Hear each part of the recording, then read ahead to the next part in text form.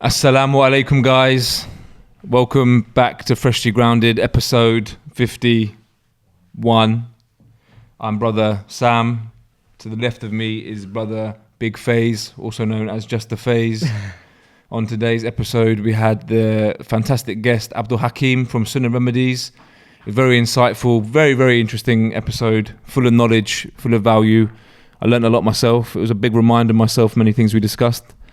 What did we talk about? Man, we talked about the, first of all, we discussed many things, such as, in like the sub-Asian continent and our cultures, we like the negative effects of like eating curry all the time and like the diet, and the importance of exercising, the importance of health. But we also spoke about Ramadan and the fact that it's not too early to prepare. Even though we say, there's 2 months left, so there's still like people could say, why are you thinking about Ramadan now? Like it's still a long while away. We speak about why it's important to prep for Ramadan from early and how the Sahaba and the Salaf would prep early.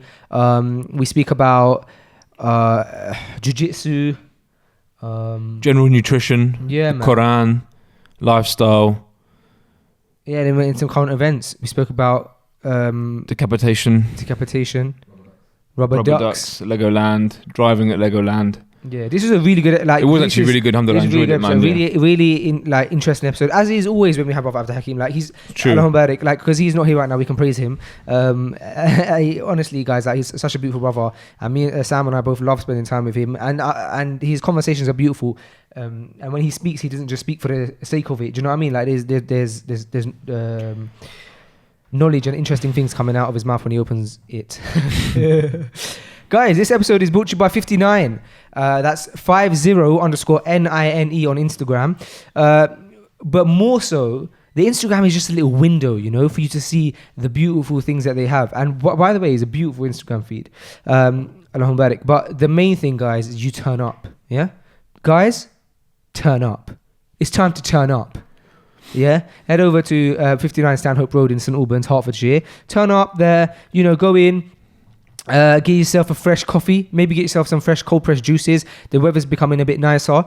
Get yourself some fresh snacks. You got some. If you fancy a bit of a sweet tooth, you get some healthy desserts. Or if you fancy having a bit of a cheat meal, get yourself a little cake. But nothing there is too unhealthy. I'll tell you that much. And 90% of the stuff there is extremely healthy. So, guys, do me a favor. Go and get yourself my favorite, which is the banana and cinnamon peanut butter on sourdough. It's beautiful, and listen, I try and make that at home all the time, and while it suffices me, it's never as good as 59. So head over to 59, get yourself a coffee, get yourself some juice, get yourself some snacks, and quote Freshly Grounded at the till, and you get yourself £1 off. Also brought to you guys by izaha.com. That's IZAHA.com. izaha.com, the best Arabic caps in the game. Agreed. Head over to izaha.com, type in the code word Freshly Grounded, and you get yourself 20% off everything. So a general hat costs £25. 10% of that is £2.50. Another 10%, another £2.50. You're getting a $5 off a hat. Yeah. Also, lastly, guys, brought to you by Flavor, FLAVR.co. That's flavor.co. Head over to Flavor. It's your one-stop shop for branding, marketing, iPhone app design. I always say iPhone, but all app designs, app creation, social media marketing, content creation. Let's say you have a brand like, for example, 59, and let's say, for example, the Instagram of 59 wasn't as good as it is because Allahumma barik, it is beautiful. You would maybe want to hit up Flavor and say, I want you guys to come to my store. I want your creators to come to my store, season it with that flavor, and give me them images. Let me upload them and get some more customers in.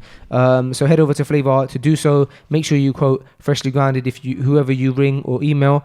It's always nice to be able to track where who's getting where from where. And that's it, guys. Without any further ado, we'll hit up episode 51. Firstly, how do you get a sponsorship on Freshly Grounded? You want to know how to get your name and your brand out? I can assure you from the 59 and the other things going on, it's been a massive benefit with marketing. So how do you jump onto Freshly Grounded on a sponsorship?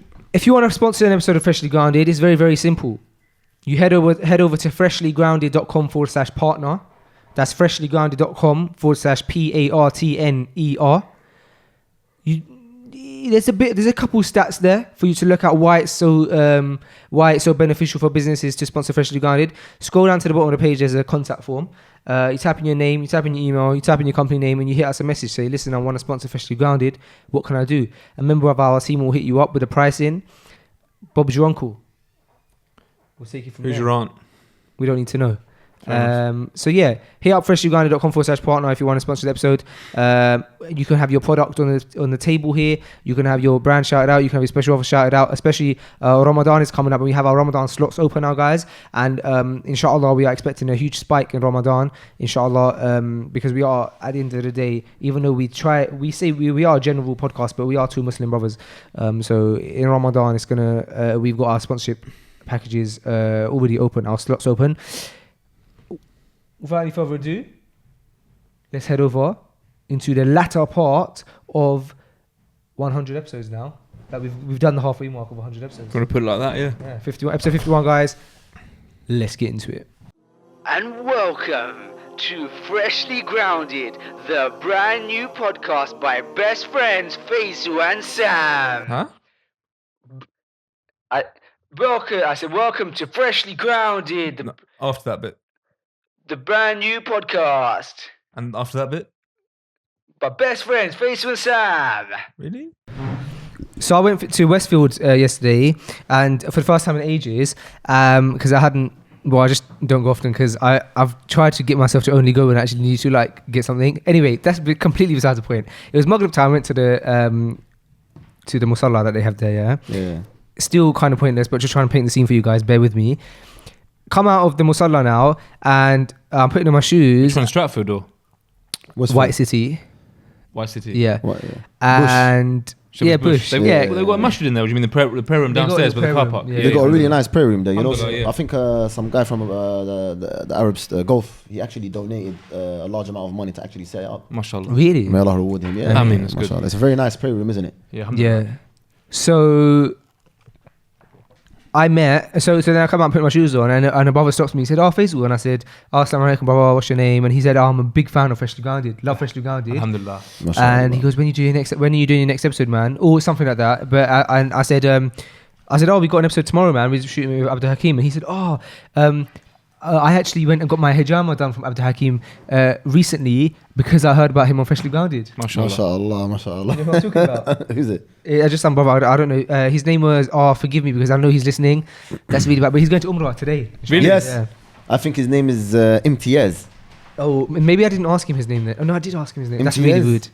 I think it's Maybe. Imtiaz. Really lovely brother. And he Yeah. loves Freshly Grounded. Oh, alhamdulillah. Good to hear, man. And then I was changing my clothes in Zara because I was trying on a new pair of jeans. MashaAllah. And again, I'm giving you way more information than is required. But anyway, I literally pulled the curtain back to get out of the changing room, and right in front of me is the smiliest face ever. And I recognized this person, but I can't remember where I recognized him from. And so he's looking at me smiling, and I'm like, and he works at Zara, he's got his walkie-talkie and stuff. I'm like, oh, you? And he was like, yeah, you. And he was like, remember you saw me in the mosque? I was like, he's also a Freshly Grounded listener who saw me in the mosque in London Central Mosque a few weeks ago. Oh, you mentioned this, Thomas. Yeah, it was him. I saw him again. Yeah. And so I met two Freshly Grounded We'll just add to this. I was in Dublin yesterday. I was in a really nice shop, and I see the brother who is a Freshly Grounded listener, who's the one who actually appeared in the salon. Big up Wasim. He's a PT, but also did videography. He did a video for us for the opening of Dublin. Wow. And I bumped into him yesterday as well, which was nice. So MashaAllah. bumping into the Freshly Grounded followers everywhere, So man. fun. It's nice, man. It's amazing, man. It's amazing to see where it's come from and how much it's progressed and how much we're actually people listening Yeah, and taking man. an interest, isn't it? Alhamdulillah, yeah. I was thinking that on the way in because I was thinking to myself, we don't actually think about that because we see some stuff from the macro, from a bird's eye view, we don't think to ourselves, we're very self-critical of ourselves, aren't we, Sam? Yeah. So we'll think Freshly Grounded is not as big as we want it to be or something like that. But then if you think about it, even if there's just a few thousand people downloading each episode, think about that's one whole person, not 100 of those, but in the thousands. That's actually a lot, bro. And so, in short, if we can touch people's hearts, and bro, the people are really getting the message, man. Bro, and the episodes that because obviously it's not us. Actually, a lot of times, alhamdulillah, we have amazing guests like yourself, Abdul Hakim. Yeah. No, I'm not And really they sure. really do like encourage people and inspire people and stuff like that. So yeah, man, all yesterday did is it gave me a very big like, not that I needed it, but kick up the butt, like, bro, this is why you do it, and a big like a re-energizer, like motivation, inspiration. Like, this is what Freshly Grounded is about. It's about, like, you know, brothers and sisters listening to the episodes and in whatever way, shape or form, whether it be spiritually, whether it be physically, mentally, in terms of their diet, whatever, but some way growing as a person. That's how it is, isn't it, Sam? Yeah, I mean, all praise to Allah first and foremost. It's certainly not down to us, but the messages I've received about Freshly Grounded, how it's helped people, it's without exaggeration, it's saved people's lives. Which I know that sounds deep, but that's what I have received. And I've met someone who has literally has said that because of discovering Freshly Grounded and because of our topics and because we talk about the Deen and we have obviously very inspiring guests, that it's actually stopped them from literally taking their own life. So that was something that hit me pretty hard. I've had people who've taken Shahada from discovering Freshly Grounded and obviously been quite relatable, that we're quite, I would say, normal guys just sitting here discussing normal topics, but then we're obviously, like I just introduced how I just started talking then was all praise to Allah.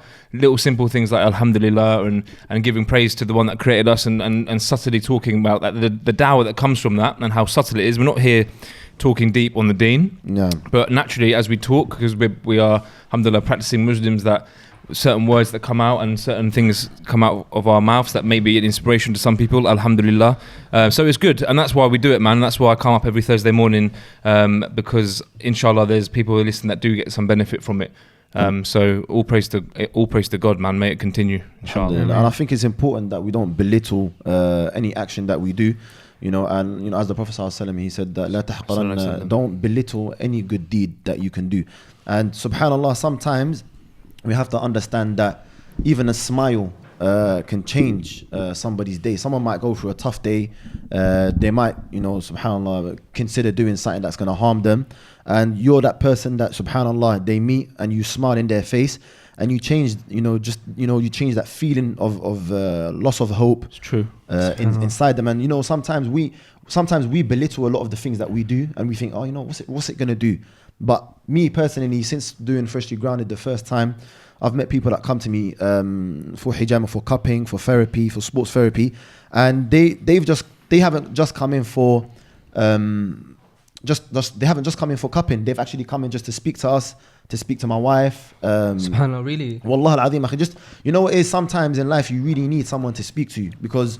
You know, sometimes you feel overwhelmed and you just want to let out some steam, and subhanAllah, that literally helps people. And you know, through the show, I believe it's quite important to touch on topics such as mental health and stuff, you know, pertaining to men and the Muslim community. And as you know, there's a huge taboo. And I touched on it last episode, and I want to go about talking about it in much more in depth, inshallah, as the episode prolongs itself. And what's that? The issue of talking to people, right. And you know, certain therapies that are kind of offered to people who are suffering from depression, anxiety, suicidal thoughts, and so on and so forth. You know, inshallah, man. So, Brother Abdul Hakim, I've been seeing you since our last episode. Like, you know, you're a regular here in the office, and you're a friend of the brothers. But for those of for the people who are listening in our audience who have not seen you since the last episode that we did with you, although you were here for the Yusha Evans episode briefly, which was lovely, what has been going on in your life? What's happening with Sunnah Remedies? You know, give us an update, give us a life update. Okay, alhamdulillah, Rabbil Alameen. Since doing the Freshly Grounded podcast, it's been an amazing roller coaster. It's been an amazing journey, thanks to Allah first and foremost, and yourself. And as you know, alhamdulillah, the Prophet ﷺ said that whoever doesn't thank the people doesn't thank Allah. So Thank you, brother Faisal, No, for allowing, no. for providing this platform, not just for myself, but for, for many brothers that have come on here and, to share their experience, to share their wisdom. And it's important that we make things relatable to people. We don't want to, make ourselves unrelatable to people where they can't actually relate to us, where they can't actually kind of see, ourselves as just brothers. We're just normal people. And sometimes that's the best thing, because we are normal people. We are just, your average, Muhammad, Ahmed, Tom, Harry, whatever it may be. And we're just trying to, try our best to be the best versions of ourselves. So ever since the Freshly Grounded podcast, we've had a lot of influx of patients who, subhanAllah, have come to us with a wide variety of ailments, ranging from sports injuries, ranging from mental health. And the most amazing thing about my job is not just the fact that I get to perform cupping or to revive a sunnah or to do sports therapy, but the fact that I get to meet a wide variety of people from different walks of life. And I, subhanAllah, I learn from them as much as they're coming to benefit from me. I benefit as much from them, so subhanAllah, sometimes we might think that, they're coming, for a service. But in reality, when they come, wallah, I've benefited from, subhanAllah, so many doctors visiting the clinic and so many biochemists coming to the clinic and actually offering us their services, in a sense that why don't we kind of do studies pertaining to hijama, pertaining to sports therapy, to actually push this kind of wet cupping forward. So, and subhanAllah, there's been a lot of attention. And even now, people are more concerned about their health, what they eat. And as we have many bad habits in our cultures, especially in the sub-Asian continents, the Arab culture, pertaining to our diet, where we don't really care and we kind of say let live. And but now, alhamdulillah, through the Freshly Grounded podcast, people are actually making changes in their lives.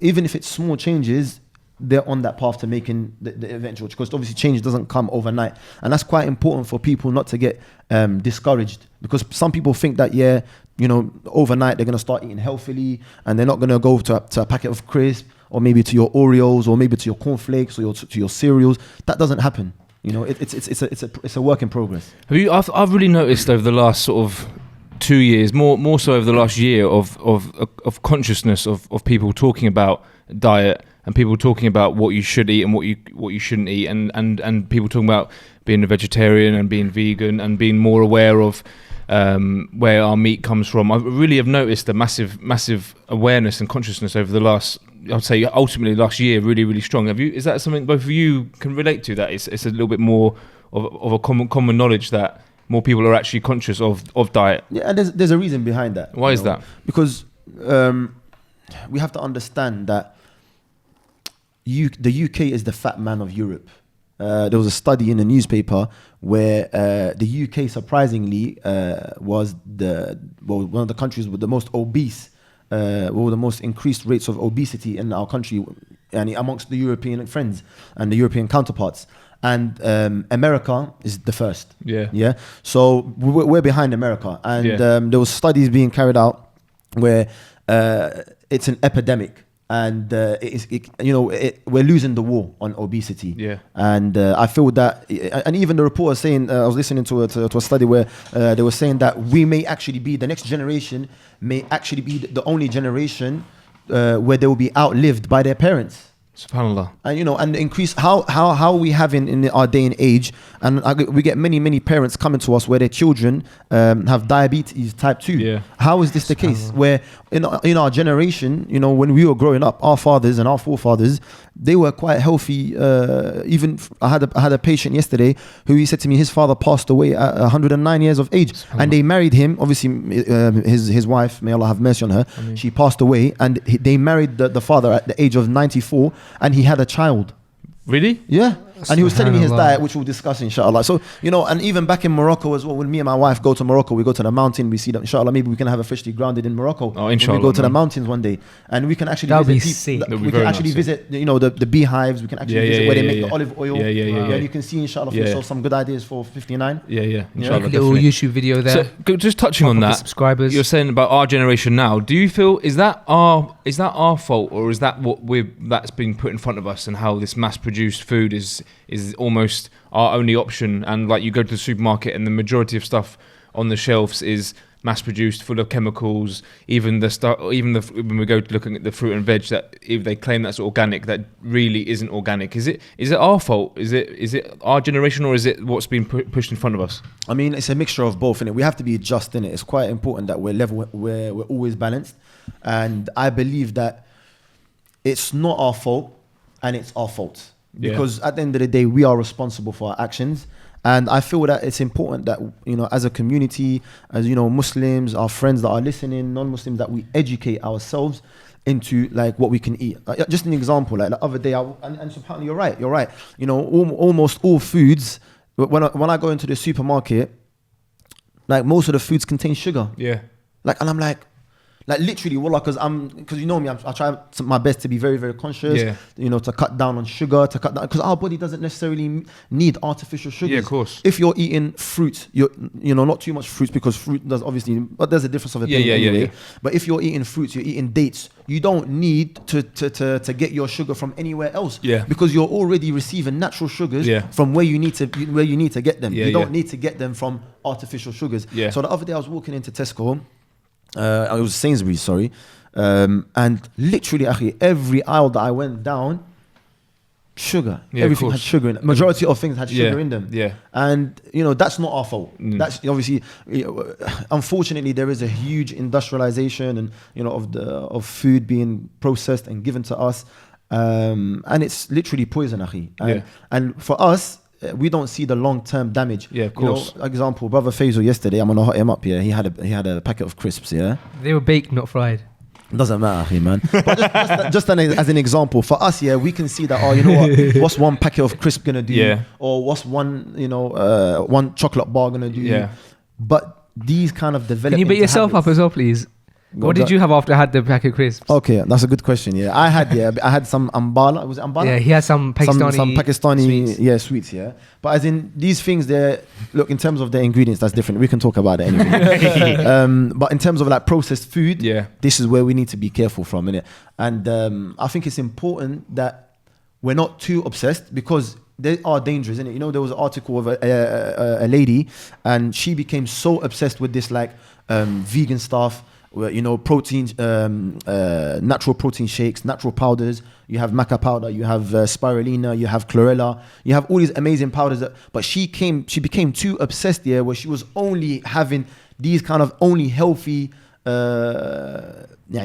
could call them powders or healthy kind of foods, but she wasn't mixing it up. And I'm saying to you, I'm not saying to you eat dirty or eat not clean, but I'm saying to you, mix it up, have some nice complex carbs, have different types of food categories. You have carbs, you have fats, you have starches, you have carbs, fats, proteins, mix it up. But she went to the extent of, she was so obsessed that it became, and this is very, very important, again, it can become a mental health issue, because you're so you're so obsessed with your image and how you look, and you want to look, and you're only beautiful because you want to you're only beautiful when you reach a certain size, or you're only beautiful because you want to look like famous people or insta famous people, and we know the power of social media. Like, listen, I said to you, you said to me how it has been since Freshly Grounded. It's been quite good. Why? Because it's the power of social media. Like, we underestimate the power of social media, and how many, you said to yourself, you met someone in, was it Ireland? Yeah. And he told you about Freshly Grounded. Yeah. So it is, going back to your question, it is partly our fault, and it is the industrial. But there needs to be a balance in our diet, is what you're saying ultimately. Balance is key. And subhanAllah, the most amazing thing about our religion, Islam, is that we are that Allah subhanahu wa ta'ala, He said that you are the balanced nation, you're the middle nation. We are not extreme, not to the far right, nor we are far left. We are in the middle, and that is the beauty of Islam.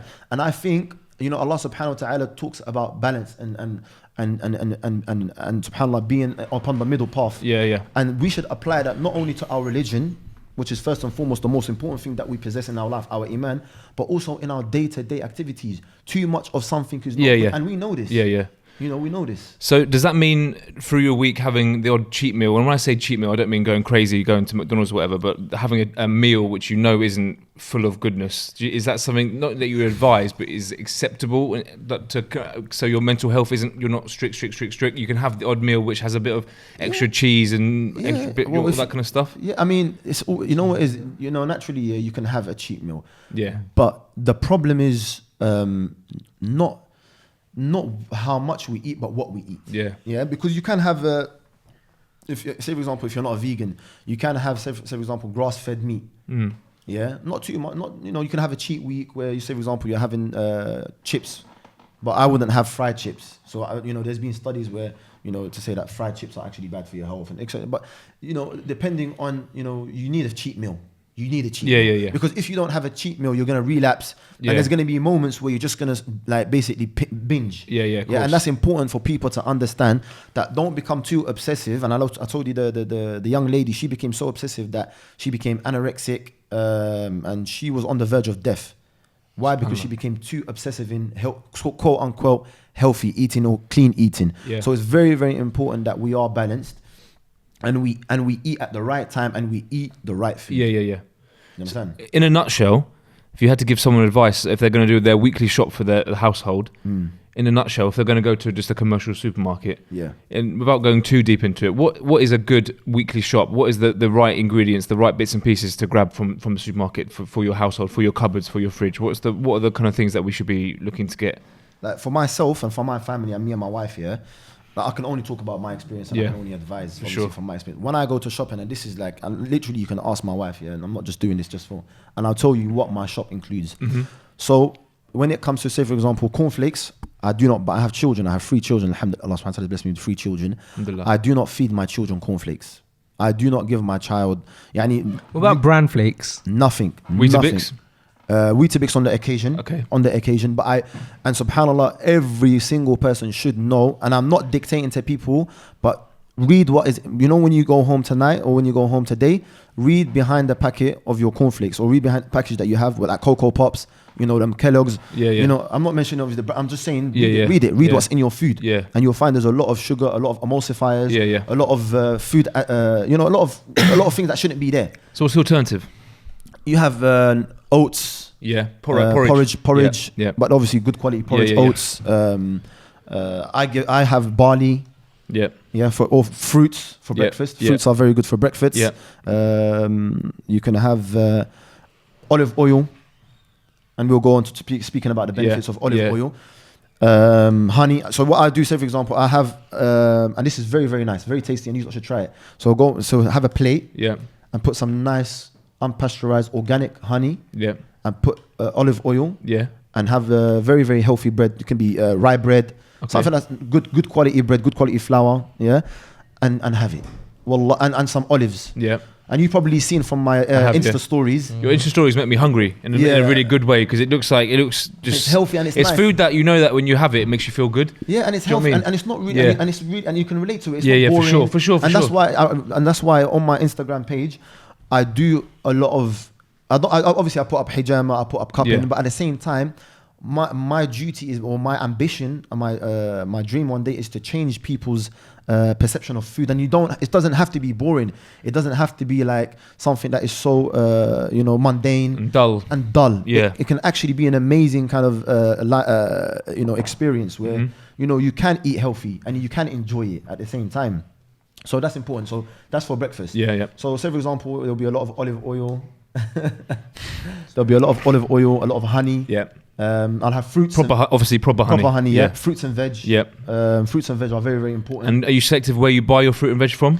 To be honest, I'm not really. Okay.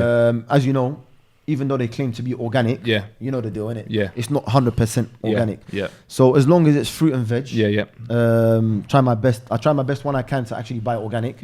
And as you know, because it's quite expensive, I don't always have the kind of privilege of actually buying everything organic. Of course. Fruit and veg. What else? Another thing, please, brothers and sisters and friends, try your best to stay away from juices. Say for example, juices that are made on the shop floor. Oh, bro, I can't stand. Like apple juice. Like you feel like you're drinking sugar. full of sugar. It's full of sugar, isn't it? Again, in my house, unless there are guests that are coming, I'll buy the odd one. Yeah. But generally, you will not find, apple juice, orange juice. If I do make those juices, I make them at home in my juicer. And you'll juice them yourself. And I'll juice them myself. And you know what you should do, Sam? Obviously, because you have the Cafe 59, yeah? Just as an example, and you can put it up. Buy apple juice from the shop. Yeah, and you put it there. Put it in a cup. Yeah. And juice and apples. Yeah. And put it next to each other. Yeah. And see whether they're the same or not. Of course. Have you seen that? Yeah, of course. They are totally different. Yeah, they don't even look the same. And for them to prolong their shelf life, there must be something that's put in there. Yeah. And as I always advise, my friends, my patients, as long as the food is natural, as long as it's coming from a natural source, it should be beneficial for you. But even with juices, you don't want to go over the top with having too much apple juice anyway, do you? Because obviously the sugar is there. Yeah, the sugar is sugar, isn't it? Yeah. Abdul Hakim, I would like to ask you a question which I think is very, very important, and I want to go into some detail with regards to it. I'm speaking on behalf of the culture, the Pakistani culture here now, but I know that this is very relative to many other cultures, yeah? Maybe not so much the British culture. Zindabad, Pakistan, huh? So, you want to step out? You want to carry on? No, I'm joking. So, the question is this, okay? It's regards, right, so, I'm being a bit selfish here because the reason I'm asking you is because I'm going to take this clip and I'm going to put it into a documentary that I'm planning to shoot. Inshallah. But inshallah. But the question is this, right? And I want to kind of go into some detail on it. The Pakistani community, there's a lot of uncles and our fathers, our uncles, our grandfathers. I'm speaking about men here because the documentary is going to be based about the Asian man,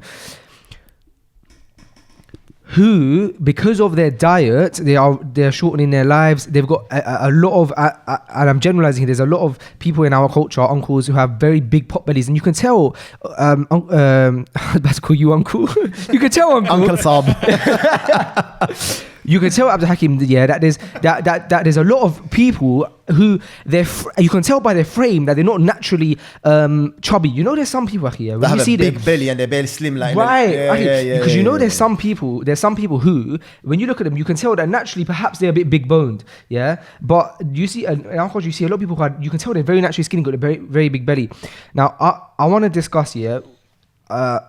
What is in the diet of this culture? Do you know kind of like the butter? My brother-in-law's from Pakistan. Fine. Brother Raza, Imran. So obviously, because I'm exposed. Fine. Can you please discuss what is in the general diet of these of kind of Pakistani sub-Asian continent, and also what should be the diet and what is the negative effects of the diet that they do have? Just as a prerequisite before you start, one of the reasons that has motivated me to do this documentary is, for example, the fact that my granddad, who has now passed away, he passed away a few years back. Okay, obviously, I'm the most amazing man. He's one of the first people. He introduced me to the masjid and this, that, the other. And he had a very generic diet of, the sub-Asian, the man. Like, he had a lot of butter. The 3 meals a day is generally curry and this, that, the other. So can you please go into what they generally have, why it's bad, and what they should, what the general diet should consist of? Okay, and like I said, when we're talking, last time I did the podcast, there was a brother on Instagram, brother Sam, and he actually refuted me a little bit because he said you're not qualified to speak in terms of matters of nutrition.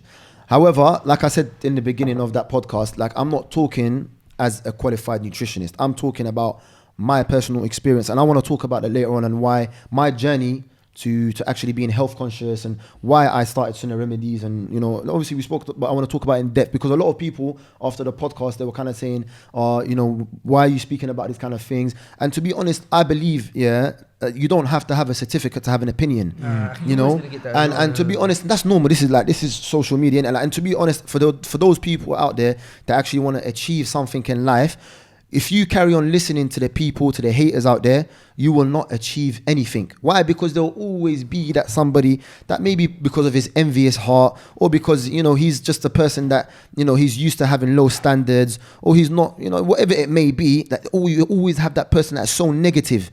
Oh, what are you doing? Like, what you opening another shop? What are you doing? Like, what? That's too, do you understand?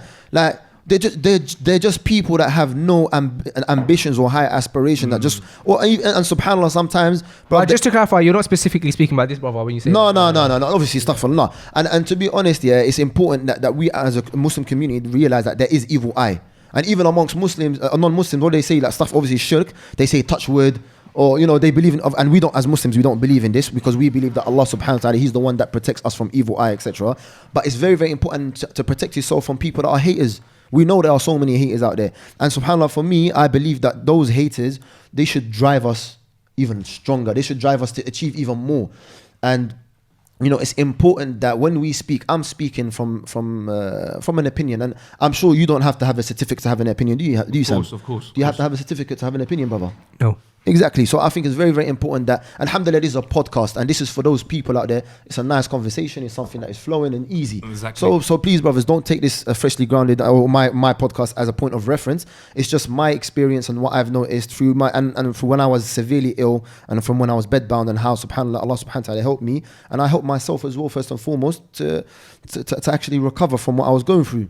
And what I've noticed, especially amongst the sub-Asian culture and even amongst Arabs, is that there is a large consumption, and subhanallah, you notice that why is it only in our culture, and even the Afro-Caribbean or the African culture, is that you find us to generally be kind of overweight, later stage in our lives, and we're more susceptible to certain illnesses. Now, me personally, what I've noticed, especially from my culture, being Moroccan, where we have a large consumption, or a large part of our diet is made up of refined carbs.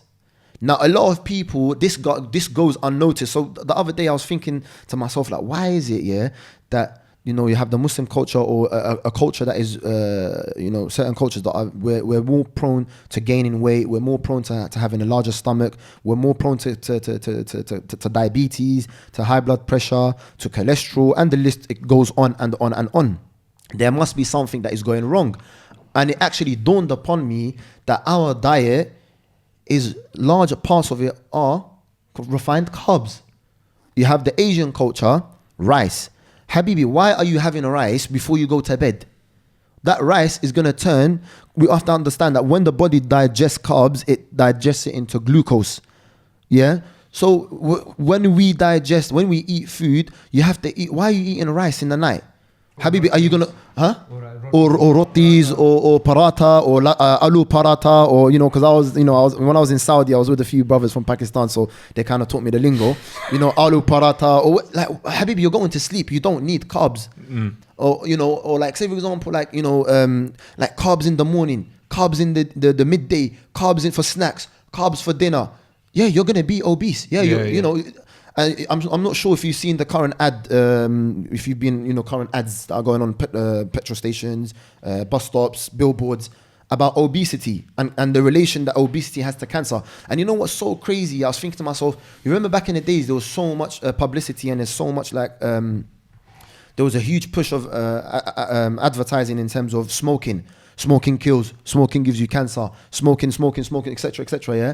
But now, they're actually putting in place of smoking obesity. And I saw a study from the University of Liverpool. The guy's name, I can put it down on the feed, where 34.6% of illnesses that people catch are diet related. Can you believe that? That's more than smoking, more than alcohol, and an inactive lifestyle put together. Those three don't even hardly equivalent to your diet, to your lifestyle. That's why when people go to the gym, I don't understand. You're hitting, 2-3 hours in the gym, and after the gym, you're going to hit Chicken Cottage, or KFC, or whatever FC is in your area, especially in certain particular areas in London. So it doesn't make sense, because even when you say, for example, I'll give you an example. People pay money for a PT, for a personal trainer, to go through the training. Yes, to put your your muscles in place, but 70, and they will tell you, the PT will tell you, I'm not a PT myself, but maybe the PT will tell you that 70% of your progress is relying upon your diet. But yet you're going home, filling your mouth with carbs.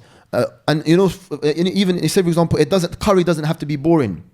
Now, I'm not saying I love Asian food. I love Asian food. I'm not gonna lie to you. And you know, I'm sure many English people, you know what, Friday night go to a nice curry house. Yeah, Of course. we love Asian food. I actually heard in a recent study that curry is the national food of Britain. Is it? Isn't it Yeah. fish and chips?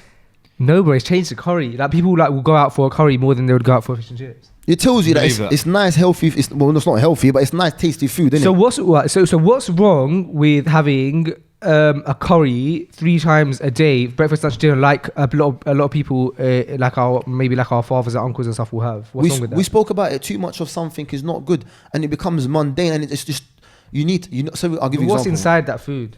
Carbs and protein. Where we need to think on a micro. As well. Yeah. So, say for example, like, okay, auntie, yeah, to all the Asian aunties out there, you know, and to all those, you know, to our sisters, and even to our, you know, from the Arab culture as well, and you know, all the cultures out there, please, when you are cooking, don't use, you know, the oil that you're gonna use. Be very, very careful. Don't buy that sunflower oil. Don't buy that vegetable oil. Use coconut oil. Yeah. You know what? Life doesn't have to be boring. If you can find, like, say for example, I try my best to find, say for example, I love something. I have a sweet tooth. I have a very, very strong sweet tooth. Yeah, you guys probably you know that, innit? Yeah, but yeah, Ridwan, you have a sweet tooth as well. So I say to myself, I need to think of a solution. I have a sweet tooth. If I carry on the path that I'm carrying on, then I'm going to develop, you know, God forbid, may Allah protect us all, diabetes and that's going to stop me from fast. You know, Ramadan, we could talk about Ramadan, an amazing opportunity that is upon us. Inshallah, may Allah allow us to reach Ramadan.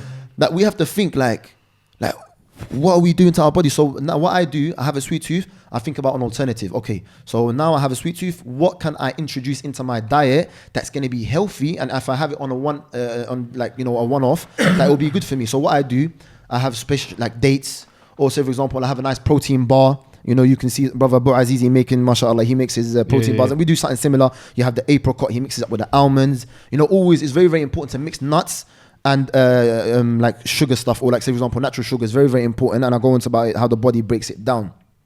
So auntie, when you're cooking that curry, please avoid the bad oils, whether it's ghee, you know, you have a lot like, and it's like butter, it's black butter. Avoid that stuff. You know, if it's not, and you know, there are difference of opinion to tell that, you know, that ghee, if it's come from a very, very a natural kind of source, it can be good for you on occasions. Yeah, that's very, very important to note that. But me personally, I would avoid it. Use coconut oil. Yeah. And in terms of, like, say for example, carbs, cut down your carbs. You know, try your best, say for example, if you're gonna have curry, have it midday.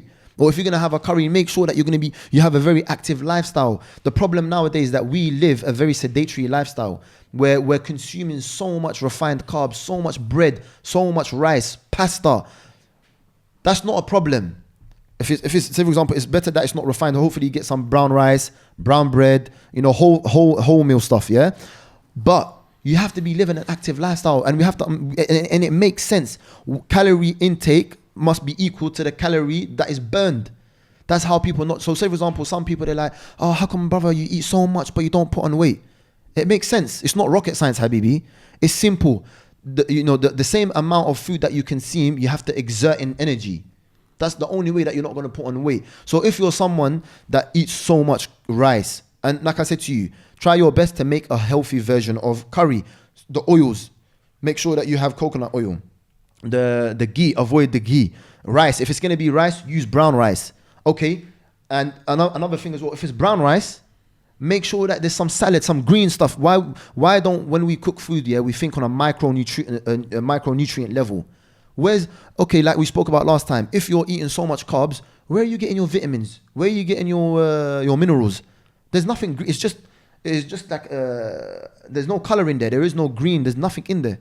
So it's important that we mix up the different food categories. Generally with curries, obviously there's a lot of sauce involved as well. Salts. Yeah. If you can make a natural sauce, you know the problem is, you know, when you go to Tesco or you go to like any supermarket store, there's like, you know, you have like jars where they're ready-made curry sauces. You know what's in that, brother? Loads of sugar and salt. And don't take my word for it. Again, when you go to the shop, read. What is it that you're buying? What is it that you're putting into your food? Okay, just the curry sauce that you buy, full of salt, full of sugar, of course, and full of whatever they add into it that's extra. That's not natural. So we can eat what we like to eat, but it has to be moderately and a healthier version. Say, for example, instead of white rice, we use, my family, my wife uses brown rice. So generally you'd have a curry, how I would imagine a curry, you'd have a saucy dish with some, say, chicken in, then you'd have the rice and maybe a bit of naan bread paratha with it.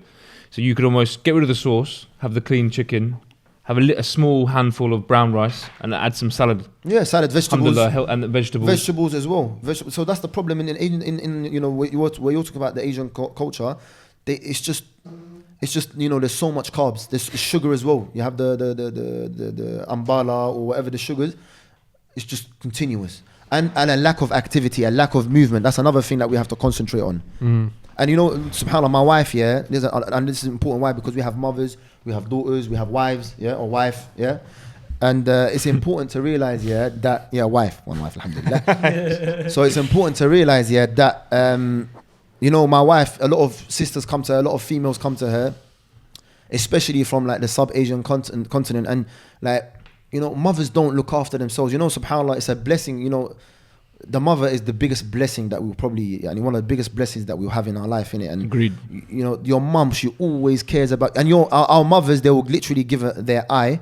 Our mothers will literally give their eye just to keep us happy. Happy. I said happy. From our Somalian brothers, happy. Yeah. So you know, subhanAllah, our mothers, yeah, they don't focus on their own health. Like how many times, yeah, like do you hear, you know, our mothers saying that, you know what, alhamdulillah, my mother, Allahumma barik, she goes to the gym. How many other mothers take time to go to the gym? And it's only women, alhamdulillah, or, you know, only females. Like how many mothers go to the effort of actually giving my time, their time, where they invest in their health? They feel like there's some machine that, you know, and they're being some enslaved, like mothers, you know, sisters. Like, you know, there's something that we call self-care, loving yourself. And, you know, subhanAllah, my wife, you know, she brought it to my attention. And because we're out there, we're working, we don't realize it. And it's something that's so important, not just for their health, but for their mental health. Like, how is your mum, you know, subhanAllah, the mother, she's the engine of the family. You know, the wife, the engine of the family. How are they going to be able to run this family when they're stressed, when they're unhealthy? Your mother's got diabetes, your mother's got, you know, cholesterol, your mother's got high blood, back pain and all this. Like, you know, your mom's not a donkey, your mom's not a horse, like where, you know, you abuse her and use and abuse her. Like mothers, you know, that are listening to this podcast, sisters that are listening to this podcast, you know, wives, you know, make sure, like, say for example, with, you know, I like, you know, my wife, she likes to have her day where it's her time. Whether it's in the morning, 3 hours, 4 hours, you know, she needs to make time for herself. And it's something that's important and something that I didn't realize, you know, when I first got married. It's only now that, you know, as time progressed, I kind of realized that, you know, and you see the pattern where a lot of mothers, they're falling prey to ill health. Why? Because they're not looking after themselves. Because they're busy looking after other people. You know, sign your mom up to an only female gym. Make time for her, like, you know, she's like, she can look after herself. And in that way, subhanAllah, and how many times, yeah, that when we need time alone. Like, say for example, when, you know, you're a family man and you're a family man, when you're around the family, when you have your own time and you come back, you feel more fresh, you feel more energized, that you can give more. Sah? Agreed. So that's very important. Like, you know, and our fathers as well. My father, Allahumma barik, he plays football twice a week. SubhanAllah. And he's 60 years of, wallahi, my dad, yeah, may Allah subhanahu wa ta'ala preserve his health, yeah. I mean, wallahi, akhi, my dad is, you know, my dad's healthier probably than me, or, you know, probably than the younger lads that play football with him. And Allahumma barik, why? Because he looks after himself. You invest in yourself. And a lot of people, they're like, oh, but this is expensive. Gym is expensive. Hijama is expensive. You know, cooking good food is expensive. But so is good health. Your good health, you can't put a price on good health. And brothers and sisters, when I was ill, and I'm sure, Sam, when you were ill, wallahi, if someone was to give me £1 million, £5 million, £1 billion, and ask me to give him my health, wallahi, I would not give him my health. Your health is the capital. Health is your capital. Agreed. I think it's only when your health is deteriorating, or only when you notice that it going down, when you actually really, really value it. Because alhamdulillah, I've always been very healthy, but only recently, obviously, I had a small infection on my head, and it took me down for a week. I was bedridden for a week. How do you feel? Bro, I would honestly tell us. Health is wealth. I do say it, and I really understand the value of that statement. Do you mean it? Do you like? Wallahi, bro. The cars that you have, the cars that people have, the clothes. if you haven't got your health, you got nothing. Can you enjoy life? Iman in health, bruv. What are you doing? Get off.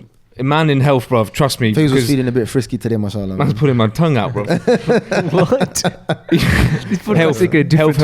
Health. Trust me. And only when your health gets tested, I think you really truly value it, because you take it for granted. You get up in the morning and you've got energy and you feel nice. Only when, and I can't complain. It's only 1 week that I was taken down, but in that time when I couldn't go to work, I couldn't be my normal self. When I really valued, like, thinking, this health is everything, and we must make sure that everything, and I'm being a slight hypocrite here, but everything that we put into our bodies is going to benefit our bodies and not deteriorate our bodies and not give us any kind of illness.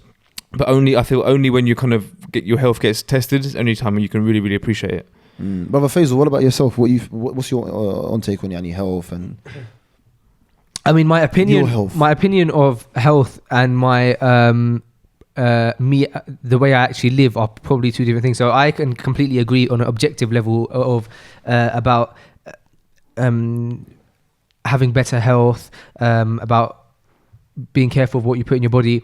However, how I live might be slightly different. As you know, I can be careless. I'll talk about that, yeah. I'll talk about that, yeah. No, but I'll talk about it in a proactive way, in a positive manner, inshallah. No, I could be careless, but I would like to say that I'm healthier. Compared to what I used to be like. You've come a long way, haven't you, over the last few years? I think so. That's, you know what, that is, for me, Sunnah Remedies, when we first started, yeah, I know that not everyone is going to change overnight, and that's what I was saying in the beginning. But wallahi, if I can be, inshallah, by the will of Allah, the cause to making one individual change from white bread to brown bread, yeah, alhamdulillah. Of course. If I can make that individual change from, say for example, binging the whole day to actually, so for example, having at least one healthy meal a day, I've achieved something. And what's important is that we're relevant.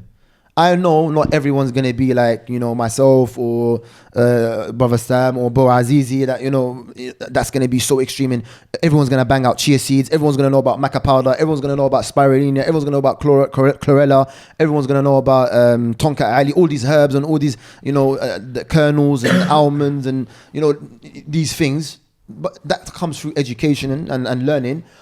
But if I can make, say for example, a healthier curry, alhamdulillah. If I can make, say for example, a burger, a healthier version of a burger per se, as in, you can have alternatives, alhamdulillah, I'm happy.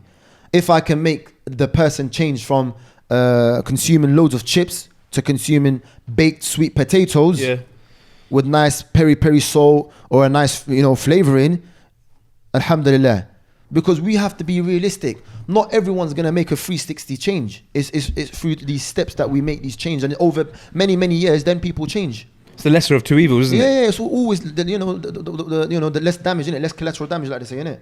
I've got a question. So you're talking about mental health and Sunnah Remedies. Yeah.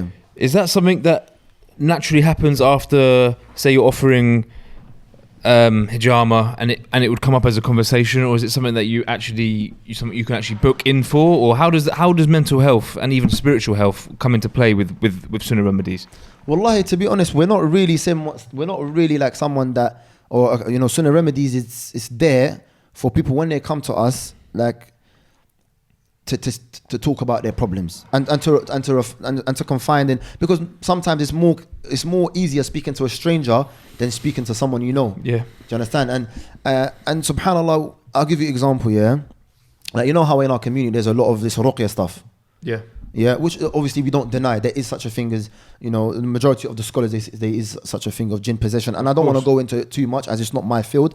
However, a sister came to us and she said that she was suffering from severe mental health.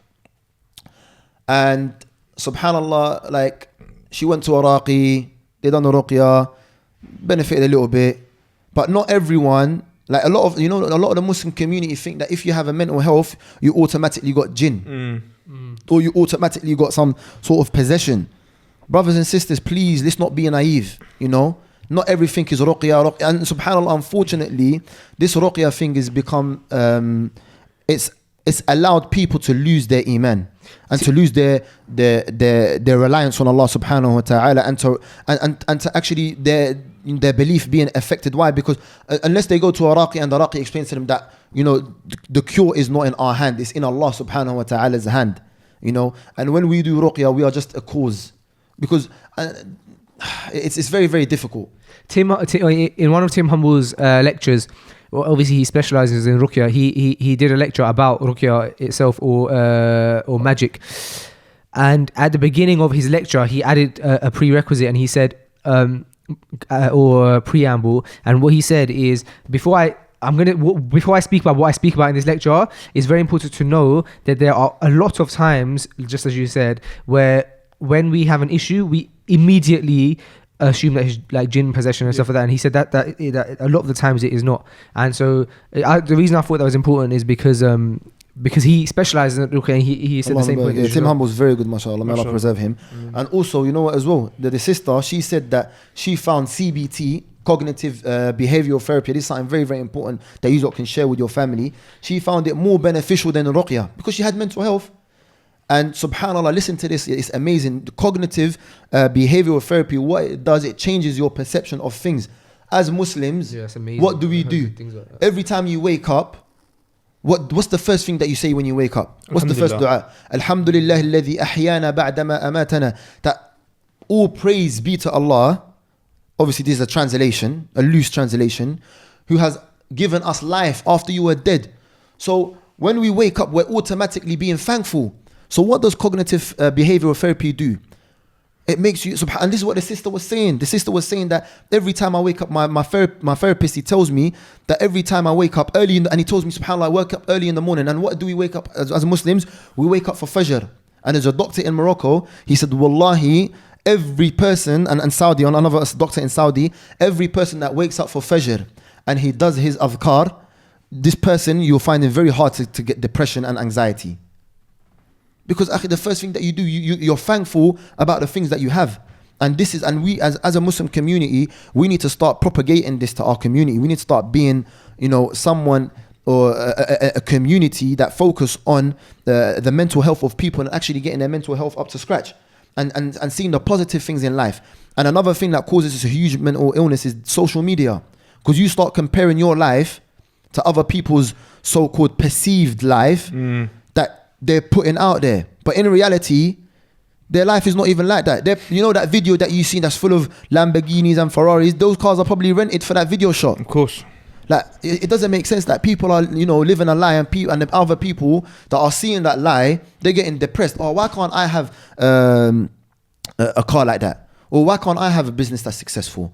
But they don't know what goes behind that. They don't know, you know, the struggle and the strife and the problems that we experience to actually come to that. You know, it's just they see this nice picture, and subhanAllah, the worst thing is, you know, like, you know, now they have like couple goals.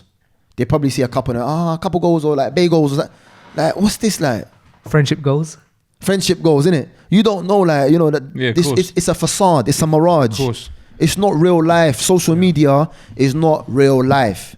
They only put like, and this, I'm not sending shots for anyone there, but what I'm trying to say to you, social media influencers, you know, I'm on Instagram as well. We will only put out things that we want you to see.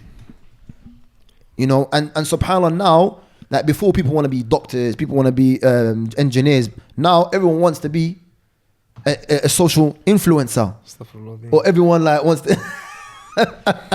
It's not a astaghfirullah, but what I'm trying to say to you, that I'm sure you can become more than just a social. I'm trying to say to you, it's not bad to be a social media influencer, but I'm sure you can do other things alongside being a social. I'm sure you can be a social media influencer and be a mental health consultant, or a psychologist, or a psychiatrist. You can do so many other things. Do you understand? The reason I say astaghfirullah, because I'm not thinking about people like Brother Faisal. What are you thinking about yourself? Nah, not at all. But no. There's certainly females who are making money bigger than doctors, like huge money from just being on social media with just and thousands. Doctors who are saving lives. Yeah, but I think that's the society. It's crazy, but it's just that's and how that's changed over the last few years as well. These people are making just some huge huge money for just exposing themselves to this, that, and the other. And it's just their lives as well. Yeah, and their lives. And it's crazy. Like, it is crazy how things are changing, man. But we're nosy, innit? As people, as humans, we're kind of nosy. So we buy into it ourselves. Yeah, we want to know what's going on in her life, or what's going on in his life. So we're quite nosy as human beings. So it's crazy. And I think, subhanAllah, we're going to have children, we're going to have sons and daughters that are going to grow up in the society, and we want to protect them from this kind of ill where like they're going to be, and what's the craziest thing is you're always constantly comparing your life to other people. Or he's got that, I want that. He's got this, but there's, like, subhanAllah, we're not thankful. Like, and that's another topic within Islam, that being thankful plays a big role in gratitude, our religion. man. Gratitude. Allah subhanahu wa ta'ala, he says, yeah, وَلَئِن شَكَرْتُمْ لَأَزِيدَنَّكُمْ. If you're thankful, and this is and when I give this as advice, like, it's for myself, and I've learned from, I try my best to learn from my mistake over the many years that I've made loads of mistakes, tons of mistakes. Yeah, that we hope that we can learn from those mistakes and be better versions of ourselves and better Muslims. That it's important that we're very, very, very like in check with our reality, shall I say? Yeah. What did you post yesterday? Something about a material item not actually necessarily being a blessing. You're my see, that's loyalty there. Respect, fam. You follow me. I follow you as well, You follow me. Yeah, I follow you. Do you remember that for a long time I wasn't following you? Yeah, I know. And I can't subhanAllah, believe that. and I messaged him, alhamdulillah. I thought I was following. We have to start somewhere, innit? Remember the one. Yeah. We all start from humble beginnings. He was like, bro, why didn't you Alhamdulillah. follow me? Like, this was like recently, bro. I was Really? like, what? Yeah, How I'm about- following him. I'm not that important anyways. No, you are. I alhamdulillah. wanted to ask you something though, real quick as well. Like, so obviously there's a lot of things that you see on social media, but there's also the matter of approach. So of course you can see things like cars and material things. Like, but for example, like in my own situation, I remember 3 years ago, before I started doing photography, I used to look at people's accounts and be like, "Wow, I wish I could shoot like that, or I could go to these places and I could do this and that." And I really believe that people should actually take it on the flip side and kind of take it as motivation for themselves to actually earn those things. Yeah, I'm not saying get wrapped up. But as in in dunya. inspire them, Yeah, it's about rather than perception. put Don't them get- down. Yeah. Yeah, And don't nobody, get- and like I said in my post, nobody should settle to being mediocre. Yeah. But I'm trying to say to you, be thankful and try your best to achieve. It's Achieve it, yeah. But don't like like Brother Sam asked a question about the post, and I'm gonna talk about the post. I'm gonna lead on to what you're saying. Yeah. Basically, like, like you see a lot of pictures here, like being taken and put up on Instagram. Yeah. And I can say this because I've seen it. Yeah. Where, say for example, there's a barber, who's well known, he's a good guy, whatever, but I prefer my brother Sam, shout out, highly blessed, I prefer, and he's gonna give me a haircut, inshallah. He's gonna shorten my, you do long hair as well, of course, I love so long you're hair, gonna sort me out, inshallah, Love to, bro, inshallah, so he's gonna sort me out, inshallah. So, but what I'm trying to say to you, anyway, he's a barber, and some people need to realize that it's not about, like, some people, they hold their success on doing popular people or doing only popular people. Yeah. Like, just an example, and I'm gonna like Nike. Did Nike become popular because in the beginning, because it got sports people to kind of, well, in the beginning we're talking, no, it became popular because every Tom, Dick and Harry was wearing their brands, and then sports people were wearing their clothing as well. So sometimes we kind of hold our success on people where in reality, like, say for example, it's about getting every Tom, Dick and Harry or our community. When you give trims, do you give trims to like famous people all the time? No, not at all. Who do you give trims to, Akhi, all the time? All the time, 90% of your time. Just average people, bro. Average people like me and you. Of course. And sometimes I think we lose sight of what's really important. Like, and to be honest, like the coming back to the post, when a person will do like a famous person, he'll be like blessed, or blessed, or like being thankful. But to be honest, you should be thankful to God first and foremost, because they say blessed or they say blessings. Yeah. Who gave you that blessing? Yeah, no doubt. Who gave you the blessing of health in the first place? Allah, God. Who gave you the blessing of your success? Allah. Who allowed, subhanAllah, we need to start thinking about, and the Prophet ﷺ said in a hadith, that don't look at the people that are above you.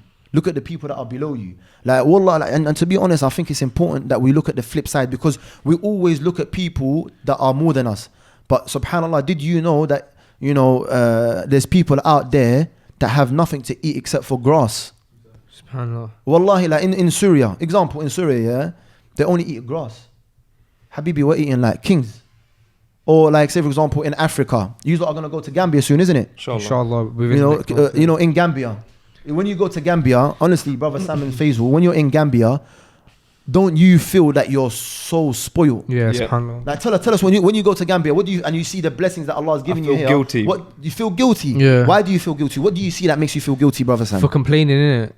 For wanting, Complaining about what though? What do you complain about? For wanting, because when I'm here, I want more than I've got, and I've got too much already. And then you're there, and you see people with nothing. Who And are they happier? Would you say they're happier? Yeah, they're happier. Yeah, they're not. Exactly. They're not chasing what I'm chasing, bro. So happy. Why are they happy, Akhi? Why? Do you think there's something behind it? Yeah, because material grateful, items and all this stuff doesn't really. That's not the genuine. That's not the answer for happiness. That isn't the answer for happiness. Actually, you know what? The other thing is, yeah, not only when you went there, there was such a beautiful and happy feeling when remember Sam that day when we went to the school, one of the last days where they were chasing all of us around, and Yeah. and that was like everybody's favorite day. We went to this school, Orphanage, with this orphanage, and all we did was just play with the kids for a few hours, and literally, bro. There was no material item. Yeah, there was nothing material. We were just running around. Literally, the game that we were playing is that the kids were all running, trying to chase each one of us.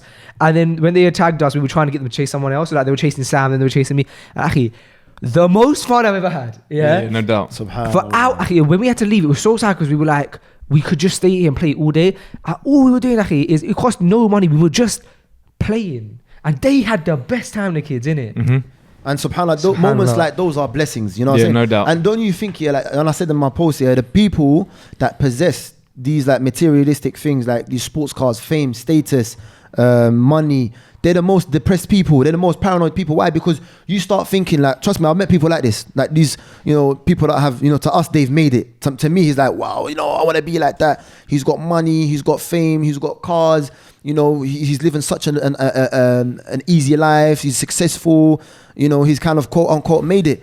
But wallahi, they are the most paranoid people. Why? Because you start thinking to yourself, like, is this bear being my friend because he genuinely wants to be my friend? Or because does he want something? And these things can become a burden. Like they become like these materialistic things. They become a burden. Like because now you have to worry about. Oh, you know what? I need to pay insurance on this stuff. Yeah. I need to. Some hater scratched my car. That's gonna cost me money. And like they become like for me personally. Like may Allah not test me with my words. Like obviously it's not haram to have I want to have a nice car. By the way, I don't have a. You see my car, innit? My Ferrari. I like your car, man. It's Ferrari, yeah? Yeah. It's nice car. By the way, I have a normal Ford car. To be honest, I'm not really fussed in that sense. But I'm trying to say to you, yeah, that the people that you find in our society that possess what other people are after, they are the ones that are on the antidepressants. They are the one on suicide watch. And I'm not saying I'm not generalizing here, but I'm saying you will find those people that are the most successful that have these issues. So where's the balance? Because if we're all honest that obviously we all strive for success. Yes. And obviously which is not haram, for and sure. it's good. And we see the companions, may I be pleased with them. They were successful businessmen, exactly. They had high aspirations, yes. So where do we stand as Muslims who we strive and we want success in dunya, and obviously we want success in the hereafter, but where does our heart sit with what do we want? What do we want to obtain? Like how much hard work do we want to put in? What do we actually and obviously what's halal, haram? How much money do we want to? Is it bad for us to want to obtain a certain amount of savings so that we're comfortable? Is it haram that we want to have a certain car because it's nice and we like cars? For clothes, we want to have nice clothes. Where's the balance with that? Yeah, it's not haram as long as there's a balance, because we have to understand that money, it can be used for good and bad. Yeah. First and foremost, why do we want to be successful? Why do we want to be, wealthy? Because at the same time, we have to remember that, with this money, if we're not using it correctly, it can be a witness against us, or it can actually go against us, because we know that. You hear that, the saying that money is the vice of all evils, and but to be honest, as Muslims, alhamdulillah, if we inshallah bi'idhnillah, we have iman, we will know how to use this money. Because don't forget, one of the questions that Allah subhanahu wa ta'ala is going to ask us on Yawm al-Qiyamah is that how we earn our money. First and foremost, was it by a halal way? And the second, how we spent it. So it's important that we're not wasteful in our money. Some people just want to be successful just for the sake of being successful. Now, if, say for example, you have a lot of money, generally what you tend to kind of see is that the person may forget Allah. You become like too engrossed in the dunya. So it's to be honest, me personally, I believe that it's a double-edged sword, because money can be used for a lot of good, i.e. to help orphans, to help people, to help people that are less advantaged, to help the needy, the poor people. But on the flip side, money can also be used to make someone so arrogant. You know, someone that has a lot of money and a lot of fame, you'll find them to be very, very arrogant and stuck up. Not all of them, but a lot of them. You know, so subhanAllah, how many people do we know, you know, may Allah protect us, that when they were like simple, when they started from the bottom, we're all from the bottom, yeah, they were humble, funny, you know, like cracking joke with you, but all of a sudden they think they've made it, and they've earned a few dollars here and there, or a few pounds here and there, that they don't want to even say hi to you. Forget salamu alaikum. They don't want to say, because they think they're too nice, they're too prestige. Do you understand? You know, so it's important that money doesn't change us, doesn't change who we are, and keeps us humble, and we actually do good with that money, and we're not wasteful. So because at the end of the day, there's some things that sometimes we don't need, but yet because you feel that because you have the money, you can get. And you know, I think it was Allahu A'lam, I don't want to attribute it to Umar, but I think it was Umar radiallahu anhu, he said, أَفَكُلَّمَا اشْتَهَيْتْ اشْتَرَيْتْ, that is it everything that I desire, I should buy? We shouldn't be like these type of people that everything that you did, just because you want something, and this is for myself, my wife will know that sometimes, say for example, I love perfume, or I love a specific thing, I become obsessive and I start to buy a lot of it. We shouldn't be like that. You know, everyone probably has that kind of like, yeah. Why are you looking at me, bro? What is it like Sam, yeah? Man's just turned to me, just smiling. You're obsessive, bro. I'm actually. We shouldn't. I know you are, exactly. We shouldn't be like that. You know, Yeah. we shouldn't be. I want to start a million podcasts. No, but as in, not that's different. I mean, when I say to like, if, you know, Yeah. and Ali radiallahu, I think it was Ali, he said that, you know, but and this is important as well. The meaning is important. Let the dunya in terms of that, you know, your wealth and stuff, be in your hand and not in your heart. Yeah. You know, carry it in your hand. You know, and don't let it change you. And even if Allah subhanahu wa ta'ala does grant you a lot of wealth, use it for khair. You know, we know on the day of judgment that when you know, the people, when we die, the person's going to say to the angel, you know, take me back to this world. And one of the first actions that he mentioned was that I can give in charity. So, and sometimes, akhi, like, you know, this charity, if you invest it with Allah, akhi, if you give charity, that subhanallah, Allah will take this charity and subhanallah will multiply and will invest it for you, akhi, and you can see in the akhirah. So this charity is for us, it's going to benefit us, and we know that the sadaqah doesn't decrease your wealth. I spoke to a brother recently who told me that he started on a new venture, and when he had done so, he wasn't like preserving as much money as he thought that he would. And then what he did is he realized that the more he gave away for the sake of Allah, his wealth started increasing so much. Subhanallah, that's true. Wallahi, that's so true. We can see that many brothers that see that the more you give for Allah's sake, the more Allah gives you. Subhanallah, it's an odd concept to think about, because it doesn't make sense logically, but then this is like, we have to trust in Allah. Abdul Hakim, I wanted to transition the conversation over to something different now, and it's the topic of Ramadan. So Ramadan is coming up in around 2 months' time. May Allah allow us to reach Ramadan. Ameen. And people might be thinking, wow, Ramadan is still 2 months away. Like, why are you talking about it now? And so I wanted to discuss kind of how did the Sahaba approach this situation. And I know there's a specific dua, and it's very, very short, that the Sahaba would actually recite. I think it was even 6 months beforehand. So yeah, that's what I wanted to kind of go into. How is now too early to start thinking or preparing for Ramadan?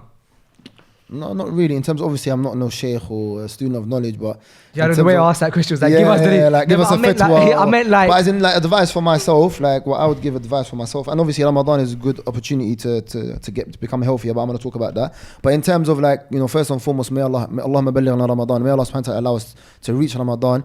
And I think Ramadan is a very, very special time, because many of us.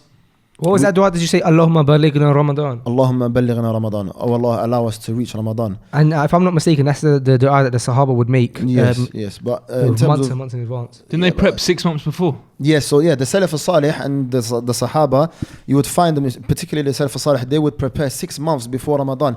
And you know, sometimes, you know, all of us, wallahi, we all have sins that we're ashamed of. We all have habits that we don't like, you know, that we don't want people to know about. You know, we're all shortfall, and this is the nature of Bani Adam. This is the nature of the son of Adam. But like, you know, subhanAllah, all of us should take this opportunity that we should maybe think that if inshallah, this Ramadan could be the Ramadan that I could become practicing. Even for myself, that this Ramadan could be the Ramadan that I could change my life around. Like this Ramadan could be Ramadan that I could change my character. This Ramadan could be the Ramadan where I become closer to Allah subhanahu wa ta'ala and I install, good habits into my life. So it's important that as a Muslim, we should try our best to prepare for Ramadan by maybe reading Qur'an every day, making it a habit, fasting maybe Mondays to Thursdays, not Monday to Thursday, but Monday and Thursday. Just preparing, Ramadan, a lot of people, they don't, the wisdom behind Ramadan, and this is a long topic, is that we try to gain the piety of Allah. A lot of people, when you tell them, when they try to give da'wah to non-Muslims, they will tell you, Ramadan is about, feeding what the poor people feel. That could be a result of it. Don't get me wrong. You could actually feel like, is this what these people go through? This is mad. Like, we need to be, again, thankful and grateful. True thankfulness and gratefulness. And wallah, like I go and touching back on this here, like, and this is first for myself. And like, sometimes we become a bit hypocritical, innit? The question is how can we be thankful to Allah? Thankfulness and gratitude is not just upon the tongue, innit? There's many books written by ulama, by scholars and students of knowledge, that they even say that being thankful, how do we show Allah that we're thankful? Many of the scholars said that we increase in our worship. Like I said to you, we see on the social media stuff, many people that just because they get blessed with something, they just say it on the tongue, like a caption. It's easy to write a 50-word caption, but it's hard to actualize that gratitude into worshiping Allah subhanahu wa ta'ala. And this is what we need to start thinking about. And all of us need to start thinking about as an ummah, as a community, that we need to start fixing up. And we need to start fixing up for times ahead, and we need to start getting closer to Allah and and asking Allah subhanahu wa ta'ala, to rectify our affairs, man. Sam, I remember last year, Ramadan, you were doing this thing where you were making sure that you weren't eating too much of iftar. How did you feel when you were doing that? Because I never spoke to you after Ramadan about that. I remember when because we did a lot of iftars together, I think by not a lot, but we were doing freshly grounded here and there and stuff like that.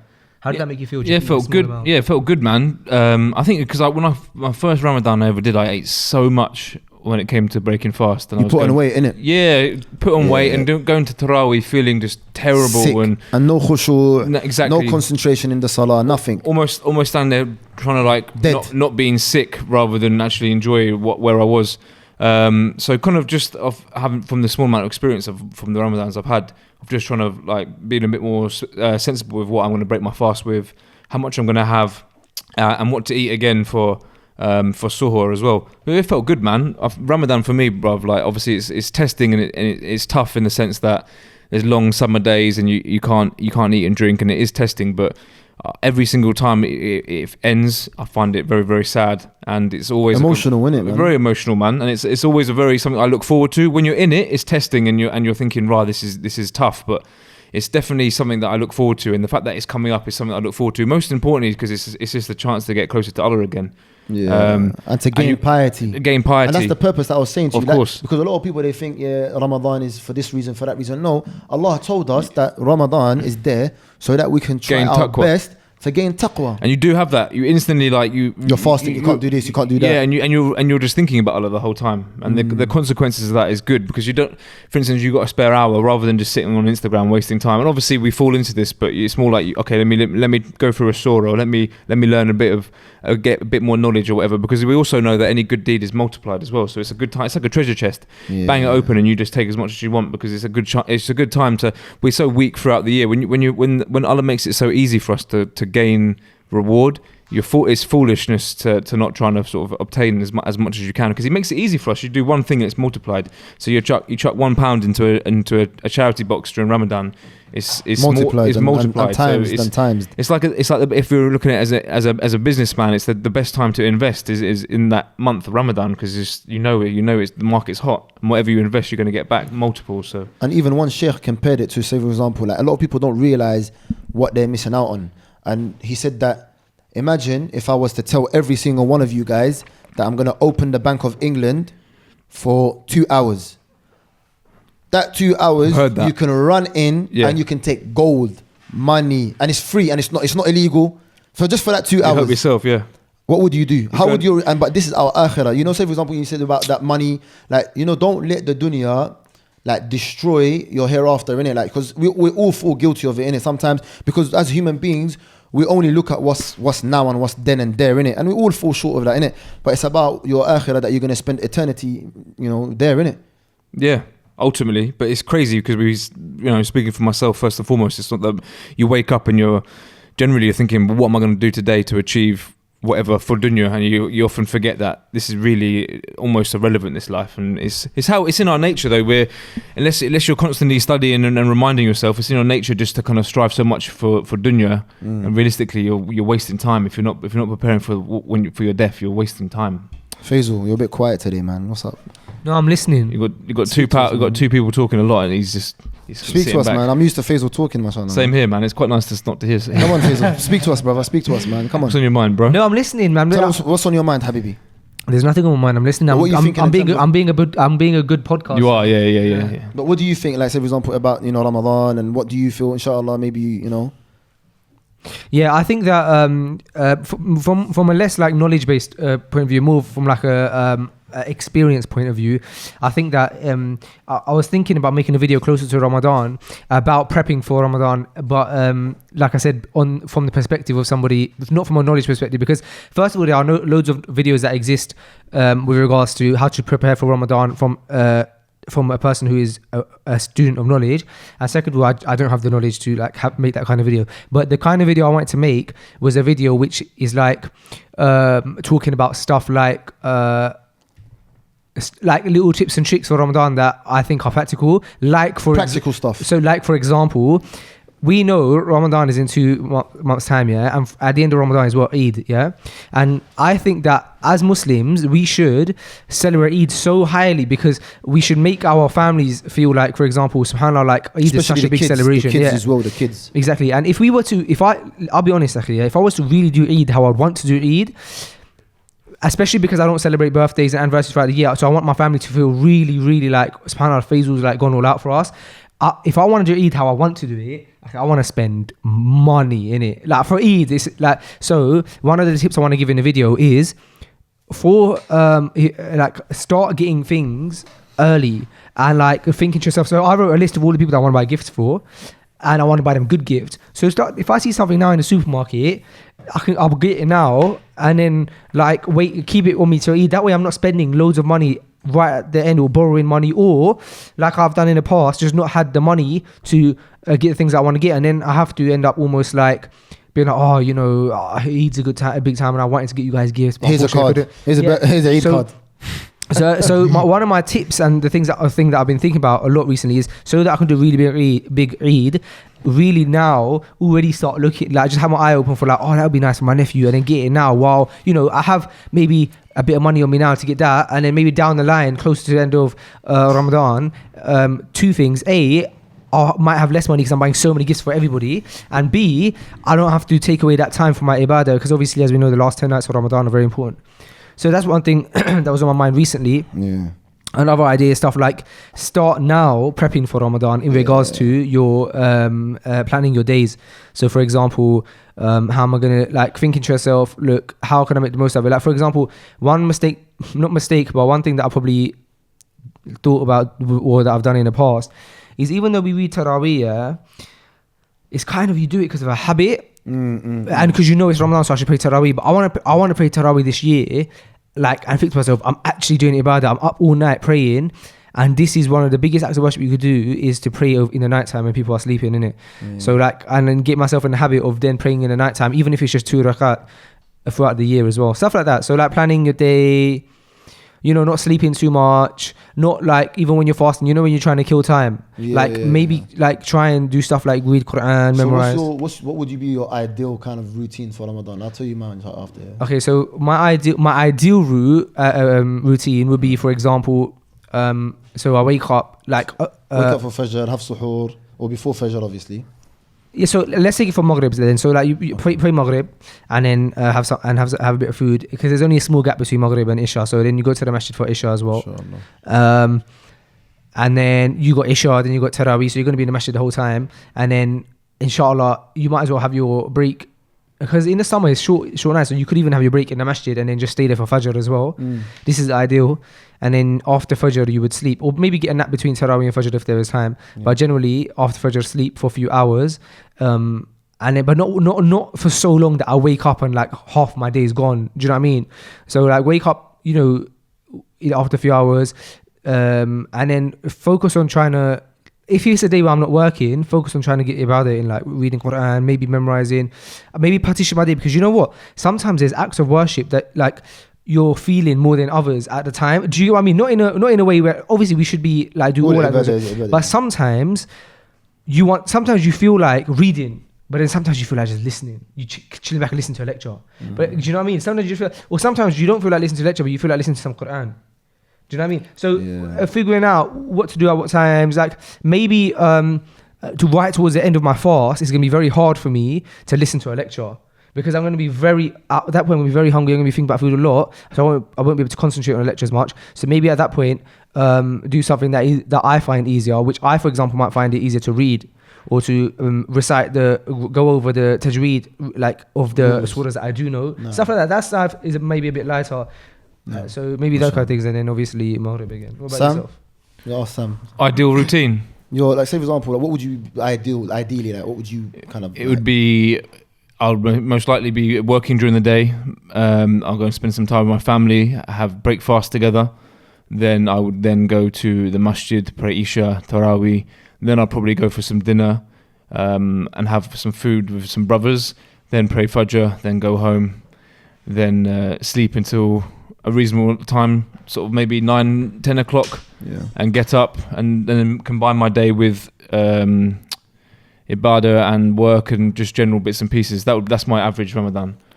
But who knows, this Ramadan, maybe go away, maybe spend some time away. We'll have to see, inshallah, man. May Allah subhanahu wa ta'ala make it easy for us. And yourself? No, to be honest, my ideal Ramadan would be just, to be honest, Akhi, I think it's important that we try to evolve our Ramadan around the Qur'an, because Allah subhanahu wa ta'ala, he said like شهر رمضان الذي أنزل فيه القرآن, that indeed Ramadan is the month that the Qur'an was revealed in. And many of the scholars, they would kind of like pack away all their books in terms of fiqh, everything, and focus mainly on the Qur'an. So my advice, even for myself first and foremost, and this is what I want to kind of try this Ramadan, is just focus mainly on Qur'an. And if I do listen to a lecture, listen to lectures on about the tafsir of the Qur'an, or the tafsir of a specific ayah or a specific surah, and just mainly focus it around the Qur'an. Because the Qur'an is something that is an amazing, it's the word of Allah subhanahu wa ta'ala, the uncreated word of Allah subhanahu wa ta'ala. And I think it's important that if we don't develop a relationship with the Qur'an in Ramadan, then when do we develop a relationship with the Qur'an? When, for some of us, the only time we actually do pick up the Qur'an is in Ramadan, sadly. And another thing is that if you don't lose weight, in Ramadan, then when are you going to lose weight? Do you understand? If you can't lose weight in Ramadan, then when do you ideally want to lose weight? And for me, I want to focus on a diet kind of point of view, because this is my kind of my ambition, my interest, and my kind of passion is that in Ramadan I advise my family first and foremost, and my wife would do the same thing, that for suhoor, for before the Fajr, it's important that you consume like slow releasing carbs. When you, like, say for example, porridge, I have a lot of watermelon to hydrate me throughout the day. I have a lot of like maybe hummus. It's important to have those complex carbs that are slow releasing, so you don't feel as tired, so you have enough energy to do your ibadah. Because what you eat directly affects your energy levels. So if, say for example, you're tired throughout the day and you're lethargic, how are you going to have energy to do your ibadah? How are you going to have energy to do Qur'an? To be alert, to listen to a lecture? You're not. So diet is very, very important. So have those complex carbs, have those fruits, have those watermelon. Watermelon is an amazing fruit. It's very, very hydrating, very, very beneficial for a lot of things. For suhoor, when it comes to that's suhoor. So, and I try my best, and in Ramadan, I cut down so much weight, literally cut up. So, and then for when I break my fast, I'll have a soup. And then I'll have salad. What type of soup? Lentil soup, Moroccan soup, harira. My wife will probably make us harira, adas soup. My mum, if we go to my mum's, it's barley soup. What about Heinz tomato soup? Nah, mate. Loads of salt and sugar in there, and God knows what else is in there. Loads of salt and sugar in it, man. Yeah. So then I pray Maghrib. After I pray Maghrib, I try and advise, and this is for brothers and sisters and friends even outside of Ramadan. It's hard, but if you try it, you'll feel that you're a lot more healthier, and you're at a healthier weight, and you feel good. Try your best that if you're gonna like have food, you know how we have food categories in it, and I got this kind of from the holistic nutritionist doctor, our family friend, and he, mashallah, Allahumma barik, he finds this very, very successful with his clients. Like you know how we have carbs, proteins, and the fats, yeah. He will only have carbs with salad by themselves, and he will only have protein with salad. So he will not mix and match all those. You understand? And if with healthy fats, a lot of people, they don't know about the benefits of healthy fats and how it regulates your hormones. Brothers and sisters and friends out there, healthy fats are good. They're not bad. For example, olive oil, coconuts, avocados, and they make nuts. There's so many plant-based. You have plant-based proteins. You don't have just, when we come to talk about proteins, it's not just chicken, meat, fish. You have plant-based proteins, lentils. So for example, if you are gonna have rice, if you're gonna have rice with something, have it with lentils. Yeah, rice and lentils, rice and legumes. Yeah, don't have rice, meat. No. And subhanAllah, I've noticed that when I do that, I tend to lose weight and I feel much more healthier, and I don't feel, say for example, when you eat, you feel sluggish, you feel lethargic. Try your best not to mix up these food categories too much, and always have salads. You need that potassium, you need the vitamin K, yeah, to help your blood not clot. Vitamin K is very, very good at helping your blood not clot. Potassium, banana, you can have fruits. Potassium is excellent for your heart health. What kind of foods contain vitamin K? Salads, green, yeah, salad. That's what I said to you. Have salads. Yeah, salads very, very. If you're having something, and even outside Ramadan, have salads a lot. Consume salads a lot. Have your cabbage, have your romaine lettuces, have your tomatoes. That's not green, obviously, but have your salads, fruits as well, vegetables. Yeah. So after when I pray, and I come back, I'll have protein, and I maybe have protein with salad. When I'm at my mum's house, occasionally we do get spoiled that cheat day. Yeah. But that's very, very rarely. And subhanAllah, and drink a lot of water. And brothers and sisters and friends, please don't consume them juices. If you're going to have juice, have cold pressed, juice that's made out of juicer, something live. Yeah, don't have it that's been on the shop shelf. God knows how long it's been on there for. Just going back to you saying about focusing on the Qur'an, yeah? Yeah. What's the advice this is a question for either of you.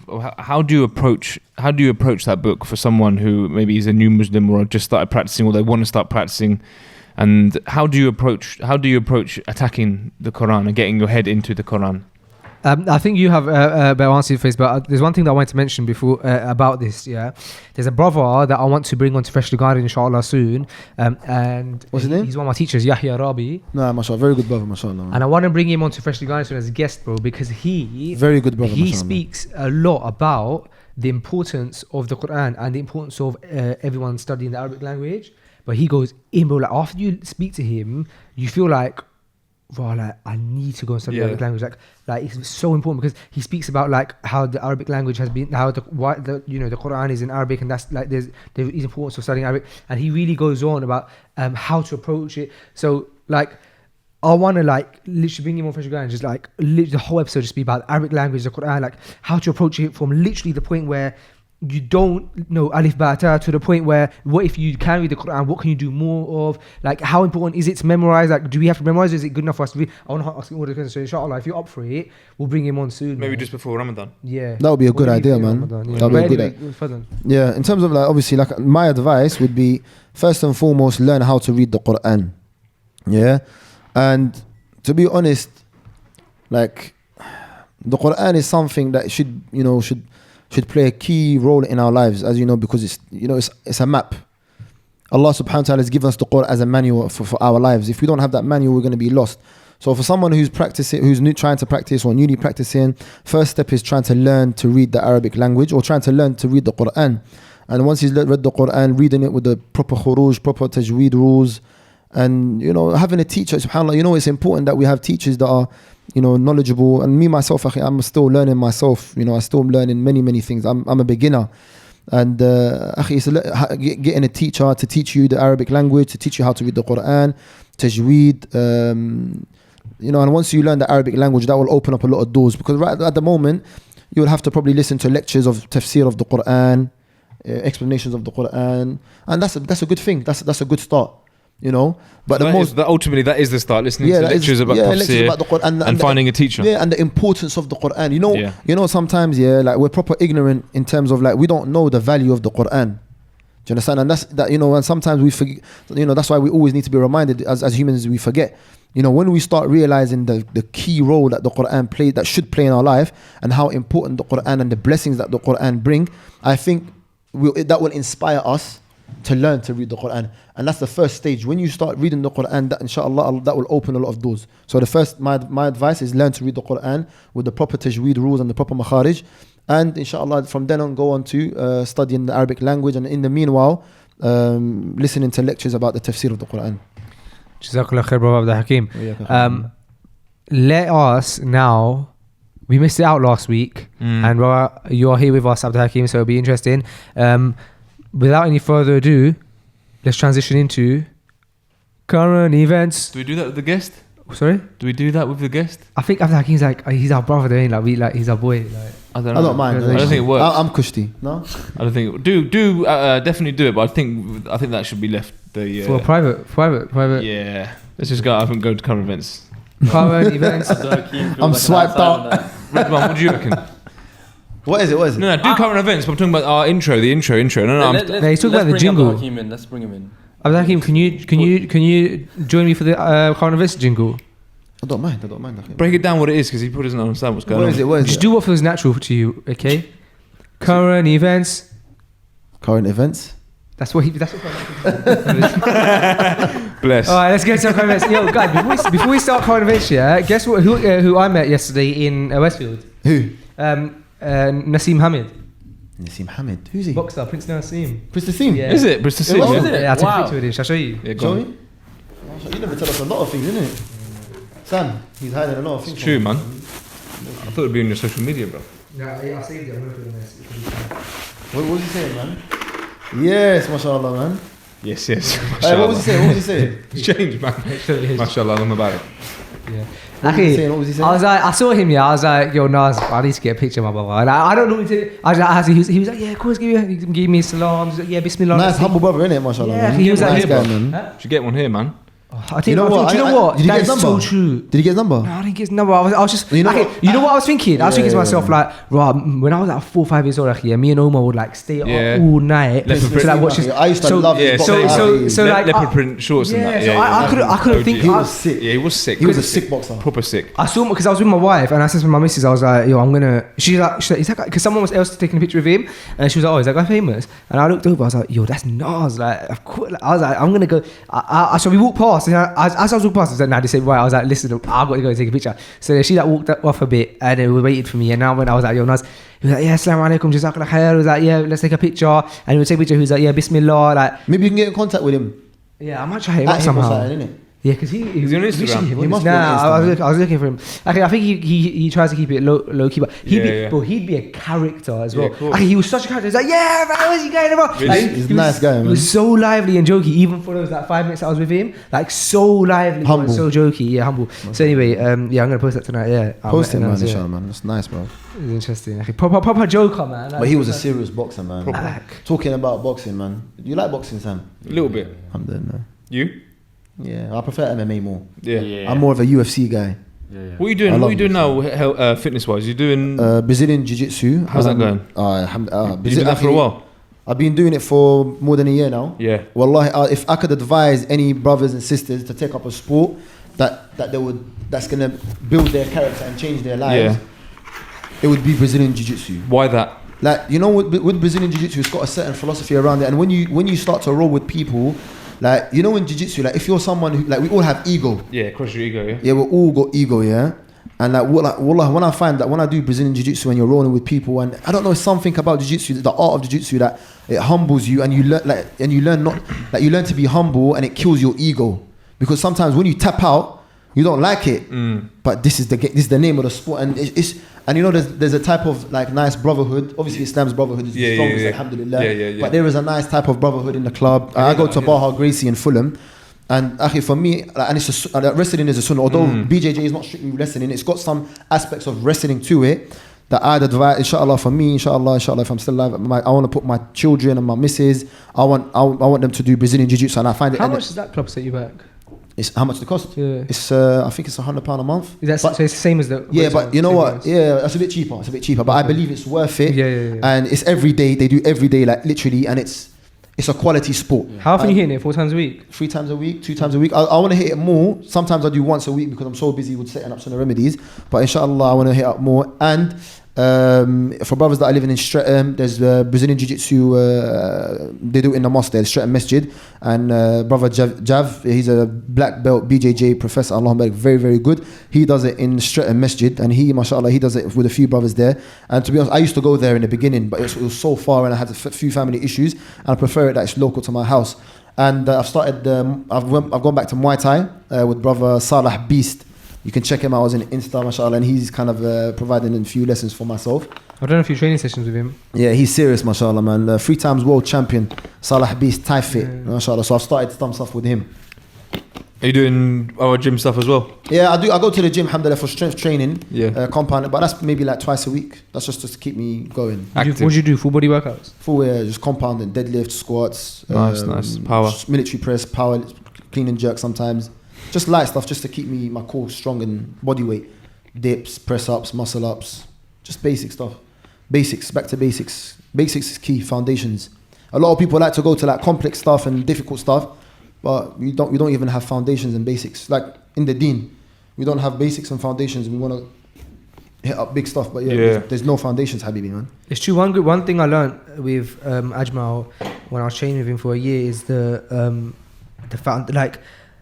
are little habits and the foundations that you have to have set in place for you to be able to even be a person who can take serious. like gym seriously. Yeah, man, because habits are everything. Like, little things like, for example, one thing you always know is Ajmal, like he's at the top of his game, you know. As a natural bodybuilder, you don't know anyone on that level. He's very good. And actually, you know, one thing that you notice with him is he will never compromise on quality of his reps. That's key. He's had to crush his ego to the point where he don't focus on the numbers, he focuses on the quality. There are once or twice when obviously everyone's lifting in the gym, like he's like, I'm going to try this out. Obviously, as you do, like with the brothers, naturally with guys, he'll be like, you know what, the alpha male. But generally, his quality. If he can't do a squat to the point where he's sitting that low, he's not going to do it just for the sake of hitting the number. Sometimes there'll be times where he had a bit of a small injury and stuff, and you know he can lift like so much heavier than me. Obviously, he's been training for 10 years, and I have been training for a few months. That way, there was times where if he had a bit of a slight injury or something, just wasn't feeling right, he would train the same weight as me just for that week, just that session, just to keep his momentum going, but just to make sure that he didn't like hurt himself further. And to have that level of like removing your ego, you have to have I see him posting his story the other day. He was doing a squat and he just wrote like a very small thing, just saying about the technique wasn't quite correct. If you watched it, for a layman watching it, it looked like perfect, but it's just interesting that he wrote technique not quite correct, but that's what he said. And he used to instill that in me, man. Like he'd be like, Faisal, don't focus on the numbers, focus on the... And with time, he would tell me, like, bro, go quality, up, not quantity. I think the most important thing when you get in the gym is when you're lifting weight, that you need to get your technique right before you start lifting heavy weights. It's all about, like, even if you're on a bench, you just want to just make sure that your technique is correct before you put any weight. That's what everything. That's what everything. Technique, of course, technique, everything. Technique over strength. And like even Brazilian Jiu-Jitsu, like sometimes, and what's amazing about Brazilian Jiu-Jitsu, when Brazilian Jiu-Jitsu first started, our professor Legato, he told us a story that when I think it was his father or someone that taught him, that like he basically challenged the guy that was big. Like literally, if you see him, like he's like a wench wham brer in it, to a Brazilian to a fight. So when they were sparring, the professor, I think it was Legato's father or Legato's teacher, he got him and he defeated him. And that's another thing amazing about Brazilian Jiu-Jitsu. You can be the most strongest brer, but if there's another guy that's got a reasonable amount of strength, and he's got technique on point, you're getting put in a headlock, and you're getting put in maybe a triangle armbar, a triangle and an armbar, and you're getting submitted. And that's why Brazilian Jiu-Jitsu is so like, it's so effective and it's so popular, because it don't matter. It's like the little guy can still beat you, and that's why, because a lot of people they see it as an amazing, as in it don't matter about how big you are, you can still get tapped out, and that's how it crushes your ego. Yeah, because you can be strong all you want, but if the brer he's reasonably strong and he's got technique, you're gonna get choked, Habibi. You're going to sleep. Game over. Goodbye. Go to sleep. On that note, Red, let's go back to current events. Sorry, brothers, man. I went off on one. That's all right. Anyway, yeah, but I want to get into BJJ as well, man. Come through, man. It's serious, brother. Come through, man. Wallahi. Looks like it keeps you sharp, man. Mentally, physically. And you shed off the pounds as well. Yeah. Okay. So CNN recently released a report. Since we're talking about health quite a bit today, so I'll start off with health.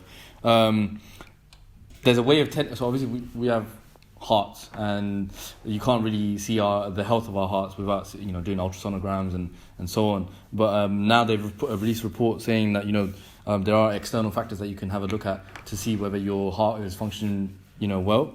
And so there's about 4 or 5. The first one is creased earlobes. The second is fatty bumps on your eyelids or your back. To see if what? To see if your heart is functioning properly. Really? Yeah. 1 second, let me see if his ears are creased. Okay, you'd have to... Earlobes. You'd have to get a magnifying glass to look at my ears. I've got the smallest ears, alhamdulillah. Allahumma barik, man. Clubbed fingernails as well. So if your fingernails are like, if it's round around your fingernails, it means that there's not And then fingernails, the nails. Yeah, just around the fingernails. So if the ends of your fingers are clubbed, they look like spoons basically. Then you got it's very likely you got cardiovascular vascular issues. What do you mean clubbed? I might find that. Don't know. No, I'm joking. I don't know. I can't tell. And the last one is a halo around your iris.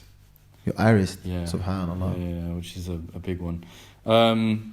What else we got? There's another report that has been released recently as well. It's about the rise in the number of men buying foundation for their skin. Really? Oh my God. What I told you about social media? What I told you, bro? I wanted to bring this up because what did I tell you, bro? Obviously, we were talking about the perception of men and how, or people in general and self-love and seeing yourself for what you are and the perception of beauty. That's the report suggests that obviously these kind of things, these kind of complexities that arise in young men start from the ages of 16 to 17 when obviously because of puberty a lot of us will face spots and acne and so on, being bullied about your appearance. Exactly. So and these things carry on into the mid-20s, and now men are buying makeup. Yeah, and you know what, it's increasing as well. Yeah, it's increasing it's not a joke, heavily. The percentage has gone up But this is what I was saying to you, brothers, about social media. Yeah. And you know what as well? I put up a post, I'm not sure if you saw it, Sam or Faisal, where I was listening to LBC, and they were saying that the rates at which men are committing suicide are increasing staggeringly, and they're increasing with a high rate.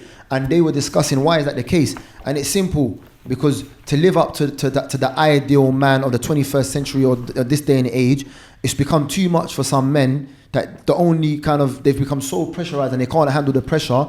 And because if they feel like they can open up, and if they feel like they open up and speak about them, people are going to say to them, oh, what, you're a man, fix up. They're gonna be basically ridiculed. Yeah. So what do? They commit suicide. Yeah. And this is what's happening. And it's crazy because it's again mental health. It's just, especially amongst men now. It's quite sad, isn't it? Very sad. Now men are gonna start, you have to have a 6-pack and you have to have this, and God knows, you have, and you know what? It's mad. It's mad. Even like this gym life as well. You have to look like your biceps have to be a specific size. Your pecs have to be this. Your legs, your bum. It's like, what's going on? I saw this nuts. I saw this YouTube documentary with this man. He had so many operations to have implants in his biceps, implants in his chest. Put oil and it's mad. It looks and it looks disgusting. So plastic. And he's got a fake 6-pack, and it's all plastic and it just looks so unnatural. And he said I didn't have to work for it. I just paid for it, so it was easier way of getting it. And it's bro. Well, everything's artificial, mate. From people are gonna start becoming so artificial. You're not gonna tell if they're humans or robots, Akhi, man. What we got next, Red? We've got a weird one. So there's a self-proclaimed cyborg in Australia. What's a cyborg? Cyborg is someone that's part machine, part human. Robot, part human. Robocop. Yeah, exactly that. So this person thinks that they're half human, half. He's a self-proclaimed cyborg. What he did was basically, obviously, do you know how obviously we got oysters in London, yeah? Yeah. So Sydney has their own travel system, and what he did was he got a skin specialist to stitch in the chip underneath his hand, so that he would basically just touch in and out, in their travel system. So, but then eventually on the train, he obviously failed to produce a card when he was asked by the inspector, and he got a massive fine for it. Really? Wow. Now, why would you do that though? He goes. The travel systems are obviously like Way behind. Yeah, going behind exactly. And I'm past that now. But like, why would you go to those kind of lengths to like put it under your skin? Wow. He was getting free travel. No, He he wasn't put getting free travel. the chip. He didn't. That He had the chip- chip inside his hand. Yeah. You could say like an Underneath oyster his skin. version. Yeah. So he was still paying for travel, but He's he, still paying for travel, but he didn't have the but card. he had an on him. operation. Someone put it underneath his skin. Yeah. Imagine. What's wrong with people? I don't know. It's nuts, man. Mazza. Social media. Social media is the root. The root of all evil now, innit? Social media. No, I'm What joking. about the benefits of social media? Oh, Abdul there's Hakim? loads of benefits, man. So Wallah. many. There's so many. Now. How'd I'm you only get joking, that, by How'd the you get way. that balance? Just be real, innit? What about intention? Yeah, you have good intentions. Be real. You know what? Stay in your lane. Remember what brother Ustad Yusha Evans said? No. Stay in your lane and don't propagate a fake life, innit? Just be real, innit? Like don't post up a Ferrari and it's not even yours and you're like, yeah, another day in my Ferrari. Or like you're fake, innit? Like, or you're not being yourself, innit? You're trying to be somebody just for the sake of attracting more followers and getting more likes and views, innit? Just be yourself, man. I think that's we've lost that in this day and age, innit? Where people are not themselves, innit? And maybe they feel that if they are themselves, then people are not gonna like them. But I suppose that's not really good, innit? Of course not. I was gonna say, make use of it, man. Yeah, You know what? like- the reason why I'm here today as well is because of social media. If I hadn't seen the post that Faisal put up about a shoot for Izaha, then I wouldn't be here. I think it's like a knife, innit? You can use it for Yeah. good or Is that bad, the innit? connection? Yeah. The Yeah. shoot that you did with Lats. Yeah. You shot it. Yeah, so I've seen. And then from that, Here's why we had two from that- photographers. He was one of the shooters. I got One of the two- shooters? I got two men in there. yeah, so that was a big thing for you, wasn't it? That was just before. That was after Gambia, wasn't it? yeah, it was just after again because you guys went in October, right? You were It talking. was just before Gambia, wasn't it? No, after. No, exactly. definitely not, because you were telling me about this big shoot that you had. Oh, really? Yeah. Yeah. Bro, even us doing Freshly Ground is because of social media. Because if I only went to Gambia because I met Abu Bakr through social media, and then I ended up going Gambia, and then you ended up going Gambia. So and then that's when Freshly Ground started. There's absolutely no doubt that social media It has its benefits. so many man. benefits. It has, you know what? I think it is. It's how you use social media. Yeah. Like, say for example, now you have a lot of like up and coming Muslim businesses, beneficial podcasts like Freshly Grounded. Obviously, first and foremost, you have you know what it is. I believe that people that know how to use social media and use it for the good of humanity, they kind of it goes a long way, and they're the ones that actually bear getting the fruits of it. Yeah. You understand? But people, Yeah. say for example, that just use social media for like wasteful things, Showing off and showing how amazing their life is and how perfect their life is. In reality, it's not. it comes down to intention, like ultimately. And we were talking about money earlier as well. It's like, is money the evil, or is the intention behind The spending intention, it? That's it. Yeah. Why do you want to make that money? Why do you want to? And subhanAllah, I believe it's very, very important that we use things for the betterment of society, and we use things for the betterment of ourselves.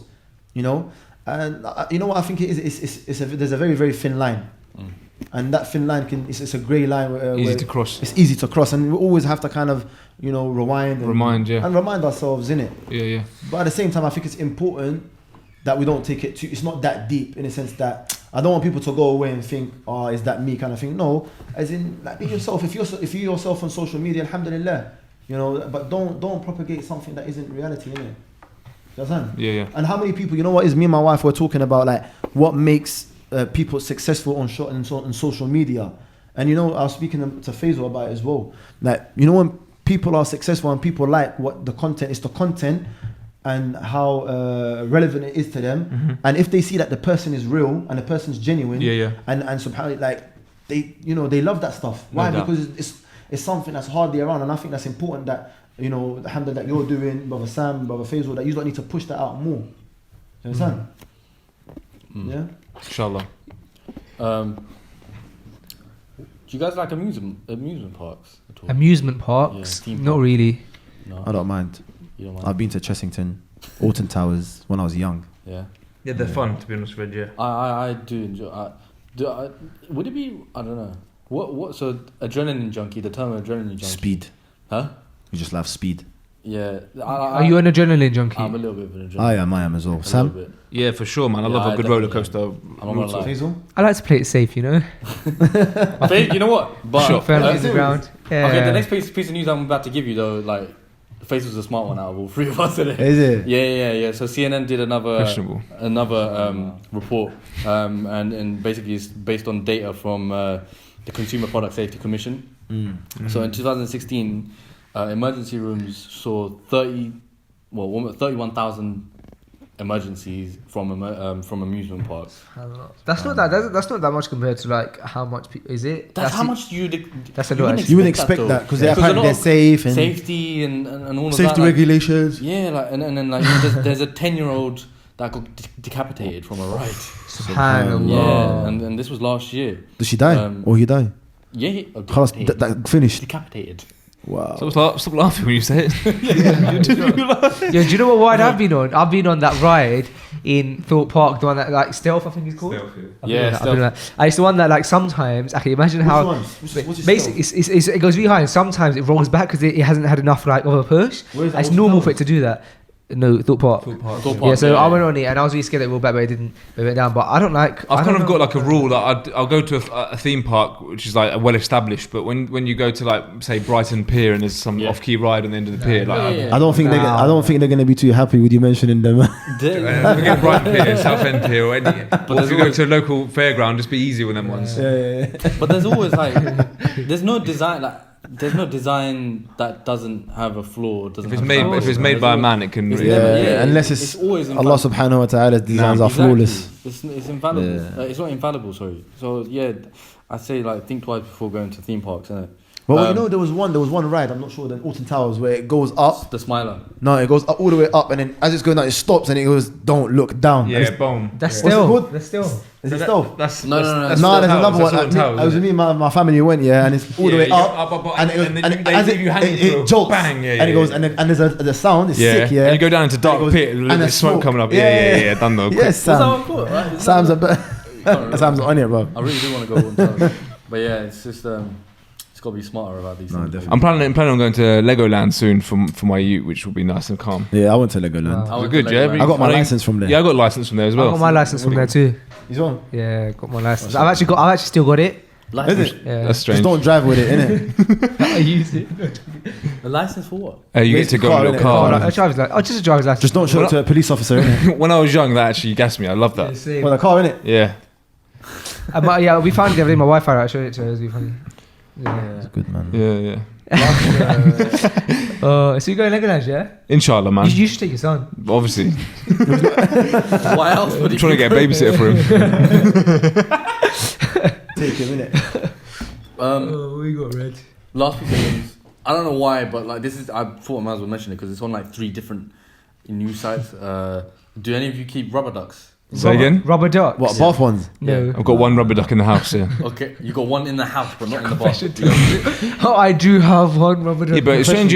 I got one. There's one in the house for my son, but he's never when he's in the bath, he's never once like even noticed it. So it's Really? put to one side, yeah. I used to have one when I used to be a kid. Yeah? Yeah. In the bath? Yeah, back in the day. Okay. How many years ago was that? Yeah? 2 years ago? A couple of years ago, 3. Okay, so basically studies show that you shouldn't really keep them. Wow. You shouldn't. You say you shouldn't. Nah, man. For what because reason? Basically, 80% of them most likely actually contain potentially pathogenic bacteria. What the heck?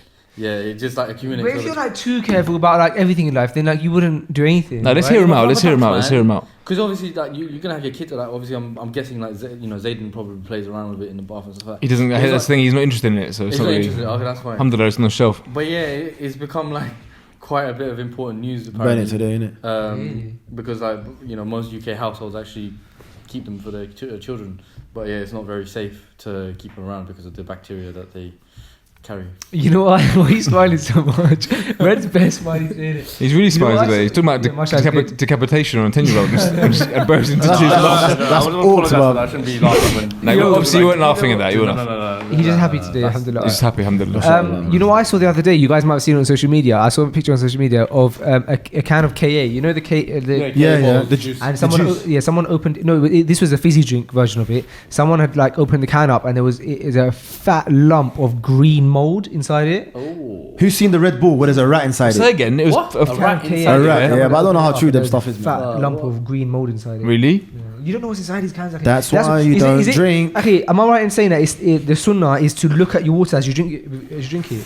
Allah, I believe so, but we'll check that. We'll check that. Have you ever looked at the hadith about not blowing on your food or drink? Yes, I recently listened to a class about that. Yeah. And did you know? Go on, Because it's something that I've read and learned early on, and it's something not blowing on your morsel of your food or your Sheikh drink. spoke about it, yeah. And I actually was having lunch yesterday with non-Muslims, and I had some hot food that I was waiting to cool down, almost just like patting down with my hands sort of thing.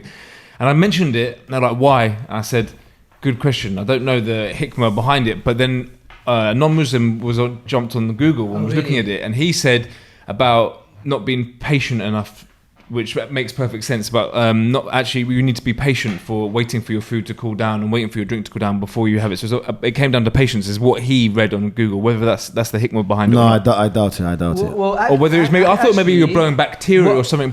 You're like something. Maybe, go on. Allah alam. I think you know what it is. I think in terms of this, I think there was a scholar, a sheikh, who spoke about this hadith, and I think we can put it down in the feed. It's much better. Okay. Inshallah. Okay. Can I mention what I heard in the class? Yeah, go on, yeah. Okay, so I was listening to class specifically about this matter because and what the sheikh said here is he said that there were loads of he said that there are loads of reasons, and he mentioned some of them. So he said, for example, that it has been stated that if you blow on your food, the bacteria that you exert out, blah, blah, blah. But he said he's not validating that, because he said he doesn't know. He said Allah knows best, because he said there's apparently some scientists have spoken about that, but he said Allah knows best because obviously you're always breathing out. So like, does that mean that inside is intoxicated? So he said he doesn't know about that, but he said that there are many reasons for it. And I was gonna say exactly what he said. He said that one of the things that the scholars have derived from it, just one of them, is that some of the scholars say that are we as a nation of Muslims, we should have sabr, and are we that impatient that we can't even wait for our food to cool down? Okay, he said that's one of the things, but he didn't say that. He didn't say the main thing. Yeah, he didn't say that's the main thing. That's an interesting. But I don't know what the main thing is. But because he was going on about it for a long time. Inshallah. Is that the end of current events? That is. Yeah. Okay. That was the end of current events.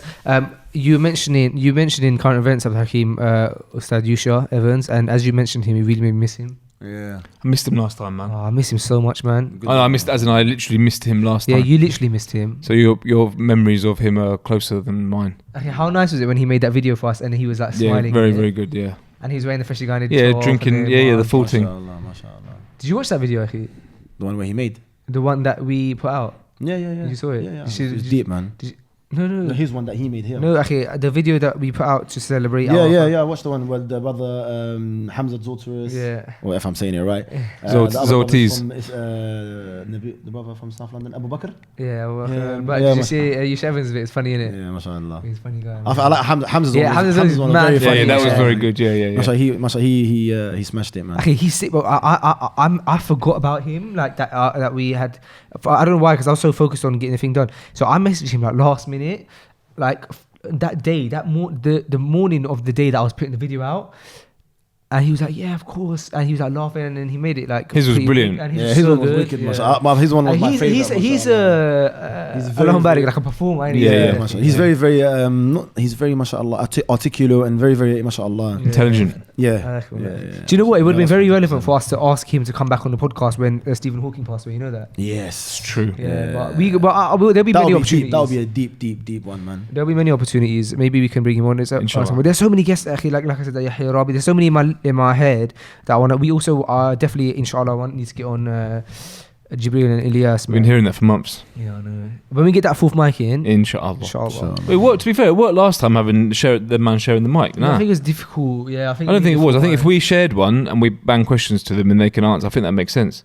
If you think about it, when Abdul Hakim is the guest and is the main one talking, and then one of us like kind of adds and asks questions, I think kind of works. Yeah, it's true. So me and you have one mic. Share the mic, yeah, because we don't. You and I, obviously we're talking both now, but generally with a guest, it's like we would ask a question and elaborate on the answer and stuff.